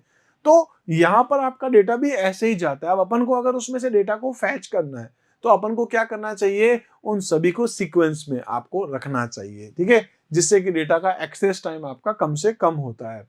This lead to creating empty fragment on the disk. This fragment cause the computer system to slow down when you want to open the file again. ठीक है, तो आपने एक फाइल बनाई, सेव कर दिया, एक फाइल उधर जाके बिखरी हुई, एक वहां, एक वहां, एक वहां। अब आप फाइल ओपन कर रहे हो तो वो फाइल क्या है, वो एक्चुअल में कंटीन्यूअस तो है नहीं, वो फाइल कहीं दूर पड़ी है और वो ढूंढ रहा है किस लोकेशन पे, फिर उसको ढूंढेगा, फिर उसके बाद उस फाइल को ओपन करेगा। तो ये क्या हो रहा है, आपके पास में टाइम ज्यादा लगा रहा है। तो इसके लिए आपको क्या करना चाहिए, डिस्क फ्रेगमेंटेशन एक ऑप्शन है जो आपको मिल जाएगा एसेसरीज के अंदर, या आप किसी भी डिस्क पे राइट क्लिक करके प्रॉपर्टीज में, टूल्स में जाकर के भी कर सकते हैं। To avoid this you should run the disk defragment utility program on a regular basis. तो कुछ दिनों बाद आप अपने कंप्यूटर के अंदर जो है वो यहाँ पर डिस्क डिफ्रेगमेंटेशन ऑप्शन जो यूटिलिटी सॉफ्टवेयर है, इसको आप यूज कर सकते हैं, ठीक है। इसी तरीके से नेक्स्ट देखते हैं। नेक्स्ट है रिमूव टेम्परेरी फाइल्स। तो मैंने आपसे कहा था कि आपको क्या करना है, परसेंटेज टेम्प परसेंटेज लिखना है, रन में जाकर के स्टार्ट बटन पे जाएं, रन बटन पे क्लिक करें, और अगर आप विंडोज 7 नहीं 8, 8.1, 10 और 11 यूज कर रहे हैं तो आप सीधे क्या कर सकते हैं, विंडो बटन पे जाके क्लिक करें, विंडो की जो अपने पास होती है और उसमें जाकर के आप क्या लिख दें, परसेंटेज टेम्प परसेंटेज और एंटर दबा दीजिए। क्या लिखेंगे, परसेंटेज टेम्प और परसेंटेज, बस एंटर दबा दीजिए। आपके सामने दोस्तों एक फोल्डर ओपन होगा जिसमें बहुत सारी टेम्परेरी फाइल्स होती हैं, वो हमारे कभी भी कुछ काम की नहीं होती है। तो उन सभी को सेलेक्ट करें, डिलीट दबा दीजिए, आपकी फाइल डिलीट कर दीजिए, जिससे हमारे कंप्यूटर की स्पीड और फास्ट मिल जाएगी। तो sometimes your computer may be very slow and you might be getting disk error. ठीक है, इस केस में क्या कर सकते हैं, it can happen due to the temporary internet files that need to be deleted from your computer regularly. तो हम जब इंटरनेट चलाते हैं और कई बार दूसरे सॉफ्टवेयर इंस्टॉल वगैरह जो भी कर रहे होते हैं तो उस टाइम पे टेम्परेरी फाइल्स हमारी क्रिएट होती है, उसको हमको रिमूव करना होता है। ठीक है, आप जैसे सी क्लीनर, जैसे मैं कह रहा था एक सॉफ्टवेयर है, उसको यूज करते हैं तो वो आपके ये बहुत सारे काम कर देती है। तो ये टेम्परेरी फाइल्स रिमूव करना, अनवांटेड फाइल्स रिमूव करना, ये सारे काम उसके ही है। इसी टाइप से आप देख सकते हैं removing spam from email account. तो आपका जो जीमेल अकाउंट है या याहू का अकाउंट है, जो भी ईमेल अकाउंट है, वहां पर जो स्पैम है आपके पास, उसको भी आप यहाँ से रिमूव करते रहें, क्योंकि अनवांटेड फाइल्स है, शायद उसके अंदर कुछ ऐसे कोड भी हो सकते हैं, शायद ऐसी कोई फाइल भी हो सकती है जो आपके कंप्यूटर को नुकसान पहुंचा सकती है, लाइक वायरस, कुछ मैलिशियस सॉफ्टवेयर हो सकते हैं। तो spam refer the unwanted emails that you get from unknown sender. These emails are sent for the purpose of advertising, spreading malware, malware फैलाने के लिए किया जा सकता है। फिशिंग, फिशिंग का मतलब है आपकी पर्सनल इंफॉर्मेशन चुरा करके उसका मिसयूज किया जा सकता है, लाइक आपकी फोटोज, आपका नाम, आपका फोन नंबर लेकर के, और वो अपना एक फेक अकाउंट बनाए और आपके रिलेटिव्स को फ्रेंड रिक्वेस्ट भेजे और उसके बाद आपको किसी तरीके से परेशानी किया जा सकता है। ठीक है, and often content in appropriate content. तो ठीक है, तो आपके पास जो है इस तरीके से आपको नुकसान पहुंचाया जा सकता है। To protect the user, almost all the email client provides the filter. जैसे अगर अपन बात करें, एक दिन में करोड़ों ईमेल्स को फिल्टर किया जाता है। जैसे जीमेल बहुत सारे स्पैम को चेक करता है, जैसे ट्रू कॉलर में स्पैम होता है, वैसे बहुत सारे करोड़ों करोड़ ईमेल्स को एक दिन में गूगल चेक करता है और उनको रिमूव करता है। बट फिर भी इतने सारे अपने पास, क्योंकि ये तो मशीन से क्रिएट होते हैं, एक सेकंड में ना जाने हजारों लाखों और क्रिएट भी हो सकते हैं। मतलब प्रोग्राम्स ही तो है, एक प्रोग्राम ऐसा बना दिया, मैसेज बनाओ, उनको भेजो, उनको भेजो, उनको भेजो, इस तरीके से तो हो सकता है।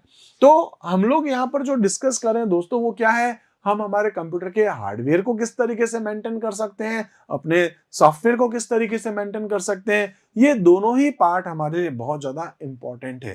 ठीक है, तो आई थिंक दोस्तों जितने भी टॉपिक है इस चैप्टर से रिलेटेड वो हम सब कुछ कवर कर चुके हैं, और आज हम लोग इतना ही कवर कर रहे हैं क्योंकि एक बड़ा वीडियो बन गया, बहुत सारे टॉपिक को बहुत अच्छे तरीके से अपन ने डिस्कस किया है।